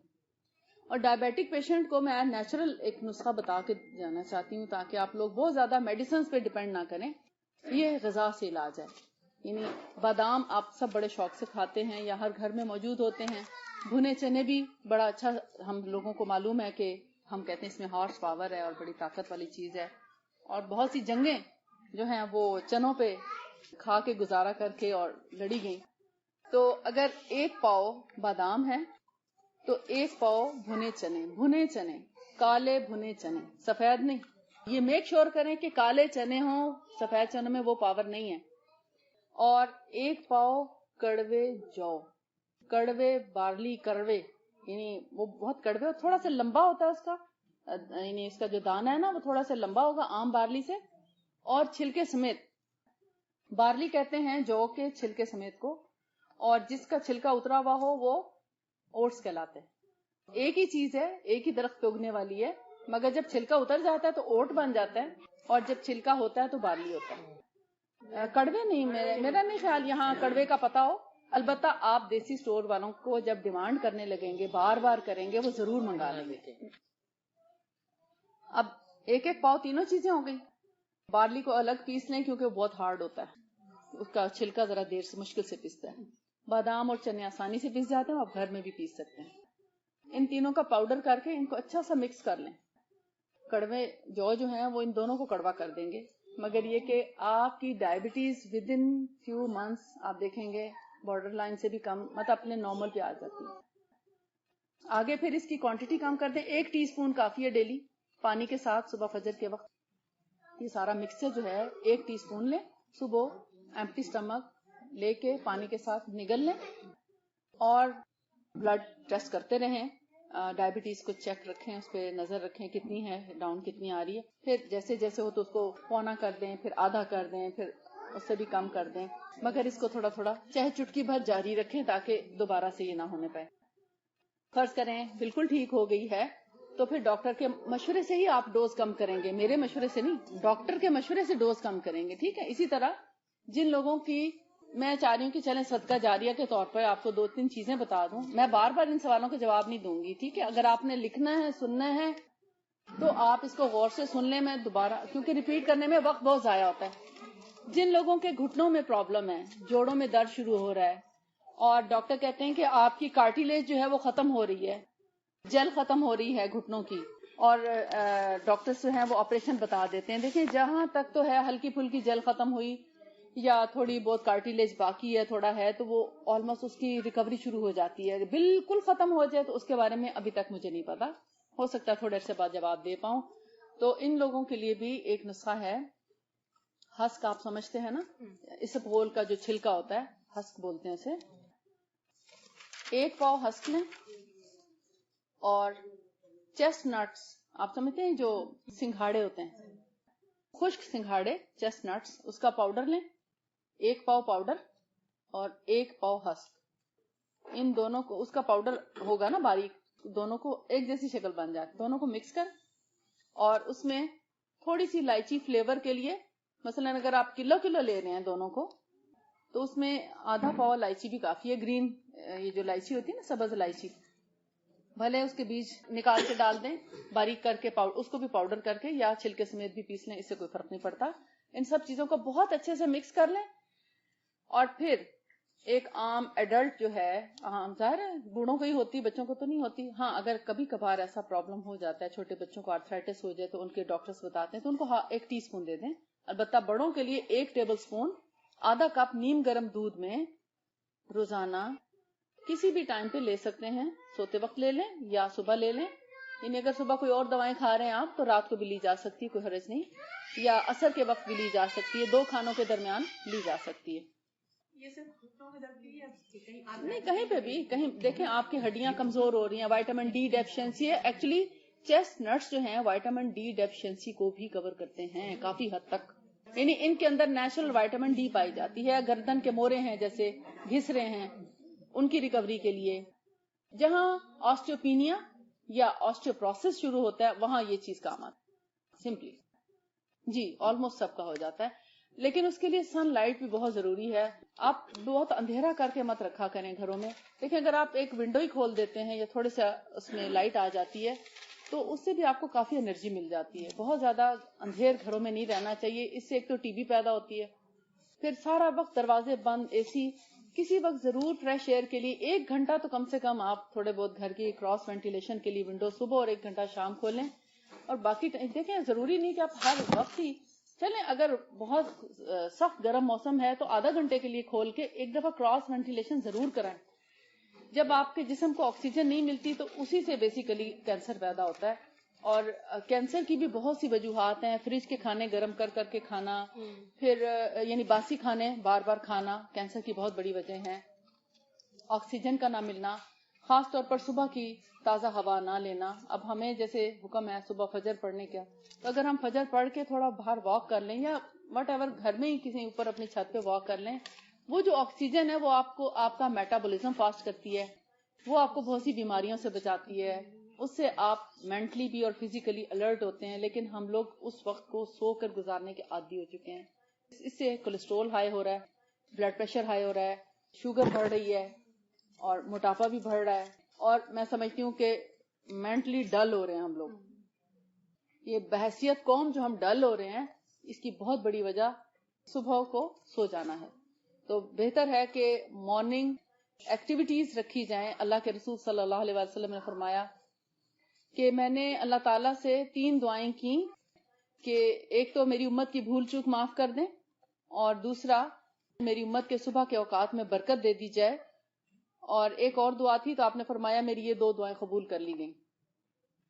یعنی صبح کے وقت میں رسول اللہ کی دعا لگتی ہے. آپ جو کام صبح فجر کے بعد کرتے ہیں اس میں آپ سمجھے اللہ کے رسول کی دعا شامل ہو رہی ہے. اگر آپ سو جاتے ہیں تو آپ کے سونے میں برکت کی دعا ہے, سوتے رہیں گے. پھر اگر آپ اٹھ کے قرآن پڑھتے ہیں, کوئی علم حاصل کرتے ہیں تو آپ کا علم بڑھے گا. اگر آپ اٹھ کر اپنا روزگار شروع کرتے ہیں, جن لوگوں کے جیسے ہوتا ہے نا معاشی تنگی ہے, اگر وہ فجر کے بعد اپنے روزگار کا جو بھی کوئی بھی ایکٹیویٹی ہے وہ شروع کریں, آپ دیکھیں گے چند دنوں میں امیر ہو جائیں گے وہ, کیونکہ ان کو رسول اللہ کی دعا لگے گی. لیکن اگر آپ سوتے رہیں گے تو آپ سوتے ہی رہیں گے, اور اسی سونے سے آپ دیکھیے کتنی بیماریوں کا شکار ہو جاتے ہیں.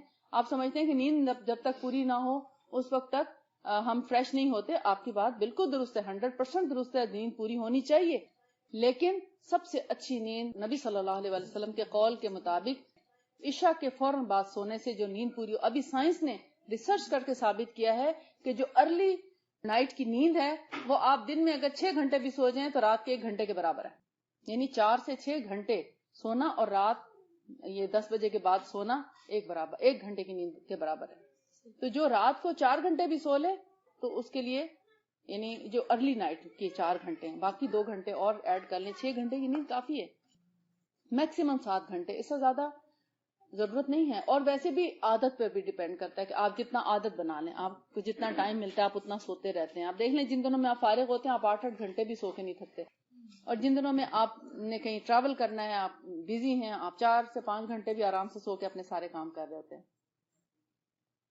اچھا, دوائی آپ نے جو ڈائبٹیز کے لیے کہی, کسی نے کہا ٹیسٹ فار ٹائپ 1 اور ٹائپ 2, یہ دونوں کے لیے ہے. ٹائپ اے اور ٹائپ بی دونوں کے لیے ہے. ڈائبٹیز وہ جو میں نے ابھی آپ کو نسخہ بتایا نا, وہ دونوں کے لیے کام ہے. اور آپ کو یہ بتاؤں کہ ہجامہ میں ڈائبٹیز کا, بلڈ پریشر کا اور باڈی کی جتنی ڈیزیزز ہیں ان سب کو، اسپیشلی اسپائن کے جتنے پرابلمس ہیں، ڈسک سلپ، نرو کمپریشن، ڈی جنریٹو چینجز اور سروائکل اسپونڈلوسس یا لمبر اسپونڈلوسس یا اسپائن کے جتنے بھی پرابلمس ہیں ان سب کے لیے جو ہے ہجامہ سے ٹریٹمنٹ ممکن ہے، مگر آپ کس سے ہجامہ کرائیں یہ بہت امپورٹنٹ ہے.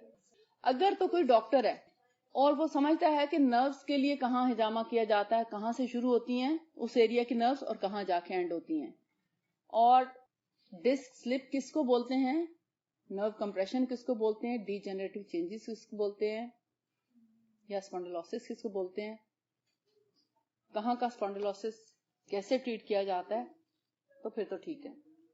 لیکن اگر کسی کو ان بیسکس کا ہی نہیں پتا، جسٹ کپ لگا کے کٹ لگا کے صاف کرنا آتا ہے، تو یہ ہجامہ نہیں ہے.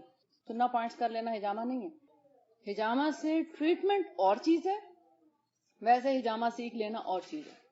تو ہمیشہ جیسے نبی صلی اللہ علیہ وسلم نے ایک ماہر حکیم کا ریکمینڈ کیا کہ اسپیشلسٹ سے جا کے آپ مشورہ کرو، ہر عام ڈاکٹر یا ہر عام حکیم سے مت مشورہ کرو، کیونکہ ہو سکتا ہے کہ وہ آپ کو گمراہ کر دے یا آپ کو اور زیادہ نقصان.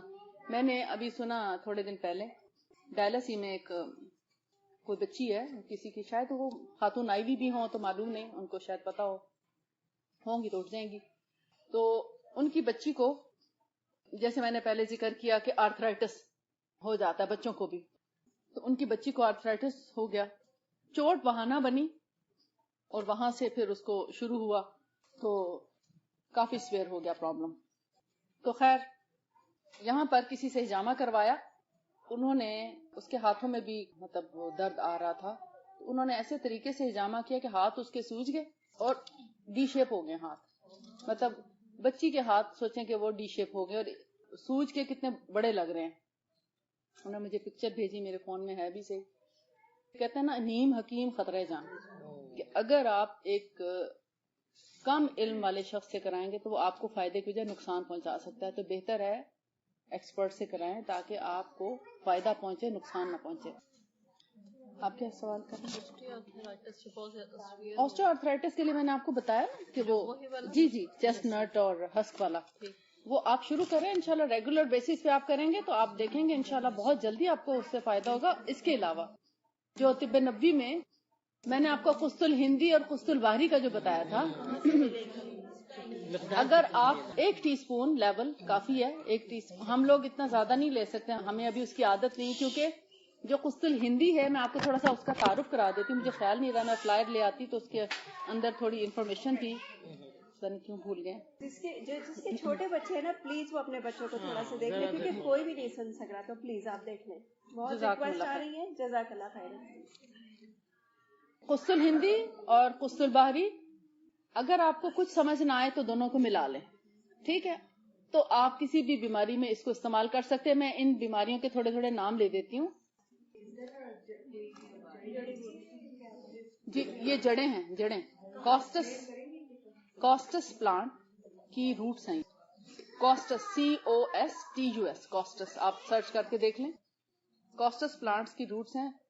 اس کو پہچاننا، اس کو سمجھنا، فریش ہے یا باسی، کیونکہ اس میں دیمک بہت جلدی لگ جاتی، لہٰذا اس کو ہمیشہ سوچ سمجھ کے لیں، یا کم از کم اوتھینٹک جگہ سے لیں کہ جہاں سے آپ کو یقین ہو کہ آپ کو پراپر چیز مل رہی ہے.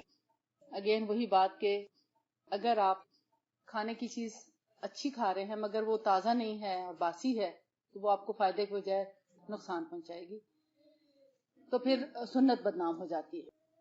جن لوگوں کو پاکستان سے لانے لے جانے میں کوئی مشکل نہ ہو تو پاکستان میں آپ کہیں سے بھی لینا چاہیں تو وہاں پر ہم پہنچا سکتے ہیں، کیونکہ اس کو جب پہلے میں نے پڑھا، پھر جب بتانا شروع کیا تو لوگوں نے پوچھنا شروع کیا. اب جہاں سے بھی ہم دیکھتے تھے تو تسلی نہیں ہوتی تھی. پھر اس کا ہم نے سورس ڈھونڈا کہ ڈائریکٹ جب یہ فریش آتی ہے تو ہم نے ڈائریکٹ وہ لینا شروع کیا الحمدللہ. تو اللہ کا شکر ہے کہ وہ 1 سال کے اندر بلکہ پہلے ہی کنزیوم ہو جاتی ہے. پھر ہم فریش اس کو ہم گیلی لیتے ہیں، ڈرائیڈ بھی نہیں لیتے، کیونکہ گیلی کی یہ تسلی ہوتی کہ یہ فریش ہے. پھر اس کو خود ڈرائی کرتے ہیں، خود صاف کرتے ہیں، خود اس کا پاؤڈر کرتے ہیں. پھر اس کو 7 کیور قسط الہندی اور 7 کیور قسط البحری کے نام سے ہی ہے. وہ البلاغ، الہدا اور سنہ کیور اس سے آپ کو مل سکتی ہے.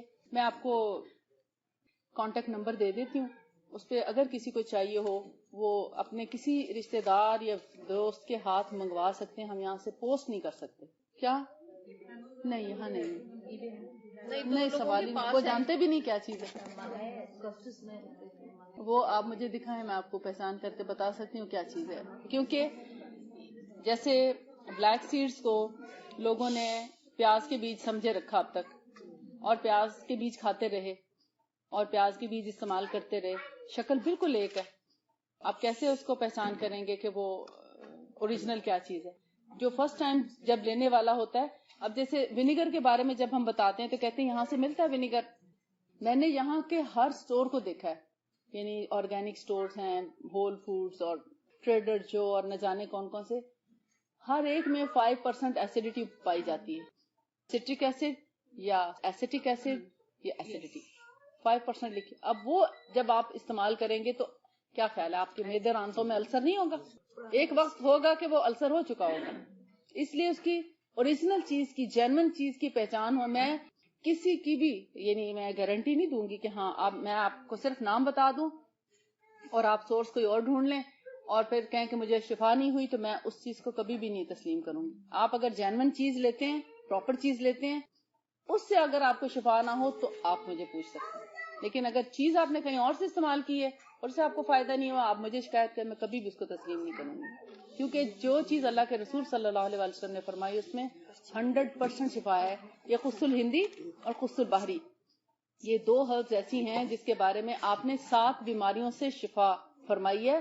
لیکن وہ اتنی جامع بیماریاں ہیں, آپ نے ایک جلد کا ذکر کر دیا, مثلا ایک یورینری پرابلمز کا ذکر کر دیا, ادھر سے لنگز کا اور گلے کا ذکر کر دیا, اور اس کے علاوہ بلڈ کی ڈیٹاکسیفیکیشن یعنی اس کو صفائی سے اس کا ذکر کر دیا, انسومنیا اور میموری کے یعنی حافظے کی کمزوری اس میں اس کو مینشن کیا, نیند کا یعنی صحیح نہ آنا اس میں ذکر کیا, جسم کی دردیں. اب جسم کی دردوں میں ہم نے اس کو آرتھرائٹس میں استعمال کیا, تو آٹو امیون ڈیزیز ہے آرتھرائٹس. آٹو امیون ڈیزیز کا مطلب یہ ہے کہ آپ کے جسم کے اندر قوت مدافعت ہی ختم ہو گئی ہے جو بیماریوں کا مقابلہ کرتی تھی, جس سے آپ بیماریوں سے محفوظ رہتے تھے. آپ کے جسم کی جو قوت مدافعت اب آپ کے اگینسٹ ہو چکی ہے, وہ آپ ہی کو مارنا شروع کر چکی ہے. اس کو کہتے ہیں آٹو امیون ڈیزیز. ایون یہ آٹو امیون کو بھی کنٹرول کر رہی ہے.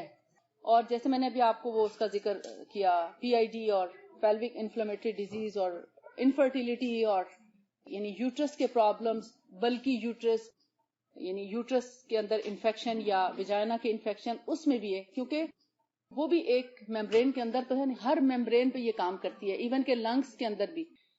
قص البحری کے بارے میں جو آتا ہے, اللہ کے رسول صلی اللہ علیہ وسلم کے پاس ایک عورت آئی, اس کے بچے کے ناک اور گلے سے خون آ رہا تھا. آپ نے پوچھا یہ کیا کیا ہے, تو اس نے کہا کہ اس کے گلے یعنی ٹونسلز ہو گئے ہیں. ٹونسل لوزتین بولتے ہیں, ٹونسلز خراب ہو جانا, تو یعنی ٹونسلز میں انفیکشن ہو گیا. تو آپ نے فرمایا پھر تم نے کیا کیا؟ اس نے کہا میں نے پکڑ کے اس کو دبا کے توڑ دیا. آپ نے فرمایا تمہاری پیشانی خاک آلود ہو, بچوں کو اس طرح تکلیف مت پہنچاؤ.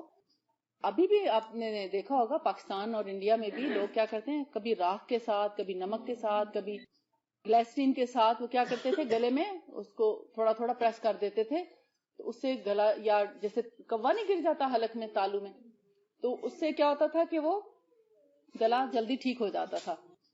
لیکن آپ نے ان کو توڑنے کا حکم نہیں دیا. آپ نے فرمایا میں تمہیں اسے اچھی چیز بتاتا ہوں, تم وہ استعمال کرو, تمہارے بچے کا گلا جلدی ٹھیک ہو جائے گا. تب آپ نے قص البحری کا حکم دیا اور فرمایا کہ اس کو پانی کے ساتھ رگڑ کے یعنی کہ اس کو باریک کر لو, اور پھر اس کو جو ہے یعنی پانی اس کے اندر اور ایڈ کر کے اس کے ناک میں ڈالو. تو جب وہ ناک کے ذریعے حلق میں گرتا ہے تو اس سے کیا ہوتا ہے کہ وہ این ٹونسلز کے اوپر وہ سوراخ کھلتے ہیں گلے کے. جب اوپر سے ایسے شاور کی طرح ایک چیز جاتی ہے نا, تو پورے ٹونسل کو کور کر لیتی ہے. اگر آپ اس کو کھا کے کریں گے تو اوپر کی جو اس کی چھت ہے نا ٹونسل کی, اس پہ نہیں جا کے ٹچ ہوتا, وہ نیچے سے گزر جاتا ہے. تو اس لیے ناک میں ڈالنا ضروری ہے ٹونسلائٹس کے لیے. ایستما کے لیے اب دیکھیں ود ان 5 منٹ سانس بحال ہوتا ہے اس کے سونگنے سے. اسی کا پاؤڈر ایک چٹکی لیں اور اس کو ناک میں رکھ کے انہیل کر لیں, دونوں نتھنوں میں رکھ کے اس کو انہیل کر لیں, فوراً سانس بحال ہو جاتا ہے. جن لوگوں کو کنجیشن بھی ہو نا وہ اس کو ناک کے ذریعے بھی انہیل کر سکتے ہیں. انہیل کرنے سے بس جسٹ اس کا ایک فیوم، ایک اروما سا ہی آتا ہے جو لنگس میں اترتا ہے، اور آپ حیران ہوں گے کہ وہ ایسے لنگس سے کنجیشن جو ہے نا وہ صاف ہونا شروع ہو جاتا ہے، اس کی خوشبو سے ہی حلق میں آنا شروع ہو جاتا ہے. تھوڑی دیر کے بعد آپ کو ایسے لگتا ہے جیسے ناک سے بھی تھوڑا بہت کچھ آ رہا ہے، آپ صاف کرتے ہیں تو آپ کا یہ سارا پیسج کلیئر ہو چکا ہوتا ہے. البتہ کھانسی کے لیے، کنجیشن کے لیے اس کو بچوں کو شہد میں ملا کے بھی دیا جا سکتا ہے. ایک حصہ یہ پاؤڈر اور 2 حصے شہد، ان کو آپس میں مکس کر کے رکھ لیں. چھوٹے بچوں کو، بہت چھوٹے بچے ہیں تو جسٹ چٹا دیں ایسے، اور اگر 1 سال یا اس سے ذرا زیادہ عمر کے بچے ہیں تو ان کو 1/4 ٹی اسپون دے دیں. 5-6 سال کے بچہ ہے تو ½ ٹی اسپون دے دیں. بڑے لوگ ہیں تو 1 ٹی اسپون دے دیں. بڑے بچے 10 سال اور اس سے بڑے بچے جو ہیں ان کو 1 ٹی اسپون. تو وہ آپ مطلب مکس کر کے رکھ لیں اور روزانہ دن میں 2 سے 3 دفعہ دے سکتے ہیں، کیونکہ وہ دوا کے ساتھ ملے ہوئے ہیں. تو رات کو سوتے وقت اسپیشلی کھا کے آخر میں سوئیں، کلی نہ کریں. اس کے بعد پہلے جو برش مسواک کرنا ہے وہ کر لیں، اینڈ میں وہ منہ میں رکھیں تاکہ اس کا اثر رہے گلے میں. گلا بھی ٹھیک کرے گی، کنجیشن کو بھی نکالے گی اور کھانسی بھی نہیں اٹھے گی انشاءاللہ. الرجک کاف کے لیے بھی بہت اچھی ہے. یہ تو لنگس کے لیے ہے، یعنی ناک سے سونگنا، پانی میں ملا کے ڈالنا گلے کی بیماری میں، اور ایستھما اور کنجیشن وغیرہ. ایستھما کے لیے ڈرائی اس کو انہیل کر لینا، اور کھانسی وغیرہ کے لیے شہد میں ملا کے اور جن لوگوں کو ڈائبٹیز ہے تو وہ ویسے ہی چٹکی منہ میں رکھیں. عرب لوگ اپنے گھروں میں ڈرائی فروٹ کی طرح اس کو رکھتے ہیں. ہم لوگ تو ڈرائی فروٹ کھاتے ہیں، وہ اس کو بھی ساتھ ان کا ایک جار ہوتا ہے، اس میں سے وہ آتے جاتے چٹکی منہ میں رکھتے رہتے ہیں، اس لیے ان کے گلے نہیں خراب ہوتے ہیں، ایستھما نہیں ہوتا.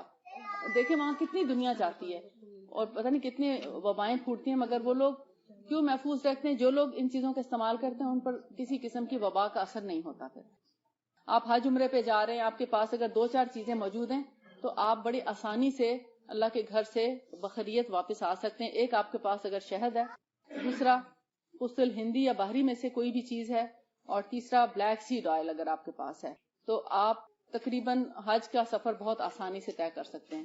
قسطل ہندی اگر ہے تو یہ فٹیگ کو چونکہ دور کرتی ہے، دردوں کو دور کرتی ہے. طواف کر کے یا بار بار ہوٹل سے مسجد سے ہوٹل آنے جانے میں جو تھکاوٹ ہوتی ہے، اس میں اگر آپ اپنی بوتل میں 1 ٹی اسپون ڈال رکھتے ہیں. کڑوا تو بہت لگتا ہے، یہ اتنا آسان نہیں ہے کھانا پینا، مگر جن کو تکلیف ہے ان کو یہ شوگر کو بھی کنٹرول کر رہی ہے.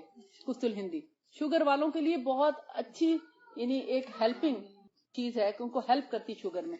یہ مقصد نہیں ہے کہ آپ شوگر کی دوائیں بند کر کے اس کو شروع کر دیں. کسی بھی بیماری میں اگر آپ کو بلڈ پریشر ہے، شوگر ہے، آرتھرائٹس ہے، اس کا مقصد میرا یہ ہرگز نہیں کہ آپ اپنی گھر جا کے دوائیں بند کر دیں. ابھی دوائیں اپنی جاری رکھیں گے. ڈاکٹر آپ کو سجیسٹ کرے گا کہ آپ اتنے ٹھیک ہو چکے ہیں، اب آپ کو اتنی دوا کی ضرورت ہے اور اتنی دوا آپ جو ہے وہ ابھی سوال کا وقت آ رہا ہے. آپ انشاءاللہ جن لوگوں کو السر ہے، ماؤتھ السر ہو، اب دیکھیں ماؤتھ السر میں ڈاکٹر کہتے ہیں ہمارے پاس اس کا کوئی علاج نہیں ہے. جن لوگوں کو واسطہ پڑا ان کو پتا ہے کہ اس کا کوئی علاج ایلوپیتھی میں نہیں ہے. اسی طرح سٹمک میں یا انٹسٹائنز میں کوئی السر ہو جائے، یا خدا نہ خواستہ جو آج کل ایک نئی السریٹو کولائٹس کی پرابلم چلی ہے، اس میں بھی قسطل ہندی اور قسطل باہری بہت اچھا کام کر رہی ہے، کیونکہ یہ تمام انفیکشنز کو اور ری گروتھ کو روکتا ہے. یعنی جو اسی وجہ سے یہ کینسر میں بھی بہت ہیلپ فل ہو رہی ہے. کینسر کے سیلز کو بھی ختم کرنے میں بہت زیادہ فائدہ دے رہی ہے. یہ نہیں کہ اس کا کمپلیٹ علاج، اس میں نے ابھی اس کا ایکسپیرینس نہیں کیا. انشاءاللہ اللہ نے چاہا تو 2-3 سالوں میں اس کے بارے میں بھی پتہ چل جائے گا. البتہ جن کو UTI کا پرابلم ہے، یورینری ٹریک انفیکشن ہوتا ہے، بار بار پیشاب میں جلن ہو جاتی ہے، پیشاب بہت زیادہ آتا ہے یا بہت کم آتا ہے، کھل کے نہیں آتا، دونوں میں ایک ہی جیسا. آپ یہ نہ سمجھیں یعنی اگر یورین زیادہ آتا ہے تو مجھے تو کم آنے لگے گا، یا میرا کم آتا ہے تو کہیں زیادہ نہ آنے لگ جائے. تو ایسا کچھ نہیں، یہ بیلنس کرتی ہے. مسنون چیزیں جتنی بھی ہیں سب بیلنس کرنے والی ہیں. تو اگر آپ کو اس کا ہے انفیکشن، خدا نہ خواستہ، یعنی جیسے سر میں انفیکشن ہو جاتا ہے، یا بچوں کو وہ نہیں پپڑیاں بن جاتی ہیں سر میں، ایکزیما ہوتا ہے، بالکل ایک لیپ ہو جاتا ہے، اس میں بھی آپ قسطل باہری کو شہد میں ملا کر لگائیں. آپ حیران کن اثرات دیکھیں گے. ہاتھ جل جائے، کوئی جسم کا حصہ جل جائے تو اول تو فوراً شہد لگائیں اسی وقت، کیونکہ اس وقت مکس کرنے کا ٹائم نہیں ہوتا. جیسے کوئی چیز جلے پانی مت لگائیں، پانی لگے بغیر شہد کا لیپ کر دیں اس جگہ پہ. آپ حیران ہوں گے کوئی چھالا نہیں بنے گا، کوئی بوائل نہیں بنے گا. اور بہت جلدی ود ان 2-3 days برننگ ختم، وہ سب ہیل ہو جاتی اسکن. اگر کچھ تھوڑا بہت اثر رہ جائے تو اس میں قسط البحری ملا کے اسی طرح جو میں نے کھانے کا طریقہ بتایا تھا، 1 حصہ قسط البحری اور 2 حصے شہد، دونوں کو ملا کے، یہ کڑوے والی نہیں ملانی، بحری جو ہے وہ میٹھی ہے یعنی پھیکی ہے، اور جو ہندی ہے وہ کڑوی ہے. قسط الہندی میں اسمیل بھی زیادہ اسٹرانگ ہے، بکرے کی طرح کی اسمیل ہے، اور ٹیسٹ بھی اتنا سخت بٹر ہے، اتنا کڑوا ہے کہ عام انسان اس کو مشکل سے کھا سکتا ہے. پانی میں ملا لو تو تھوڑا گزارا ہو جاتا ہے. اس کو لینا بھی پانی ہی میں چاہیے. 1 ٹی اسپون ایک چھوٹی بوٹل میں سوک کر دیں رات کو، اور صبح پی لیں تو زیادہ اچھا ہے. اور اگر اتنا وقت نہیں ہے اور آپ کو ضرورت ہے تو 1-2 گھنٹہ پہلے بھی سوک کر دیں، اور پھر اس پانی کو چاہے ایک ہی نشست میں پی لیں یا 2-3 دفعہ میں پی لیں تو بھی ٹھیک ہے. یعنی مجبوری نہیں ہے کہ ایک ہی دفعہ میں سارا پانی پیا جائے، پورے دن میں بھی 1 بوتل ختم کر سکتے ہیں مختلف اوقات میں جب تک آپ کو ضرورت ہے. بلا وجہ تو اس کو تو یہ اب ہمیں اتنی عادت پڑ گئی ہے نا، پوچھتے ہیں کیونکہ ڈاکٹر کے پاس آپ جاتے ہیں، بلڈ پریشر کی دوائی لیتے ہیں، شوگر کی لیتے ہیں، کولیسٹرول کی لیتے ہیں، وہ کہتے ہیں ساری زندگی کھانی ہے. پھر لوگ پوچھیں ہیں شاید یہ بھی ساری زندگی کھانی پڑتی ہوگی. ایسا نہیں ہے، کچھ عرصہ لیتے ہیں اس کے بعد ٹھیک ہو جاتا ہے. سبحانک اللہم و بحمدک، نشہد ان لا الہ الا انت، نستغفرک و نتوب الیک. السلام علیکم و رحمۃ اللہ وبرکاتہ.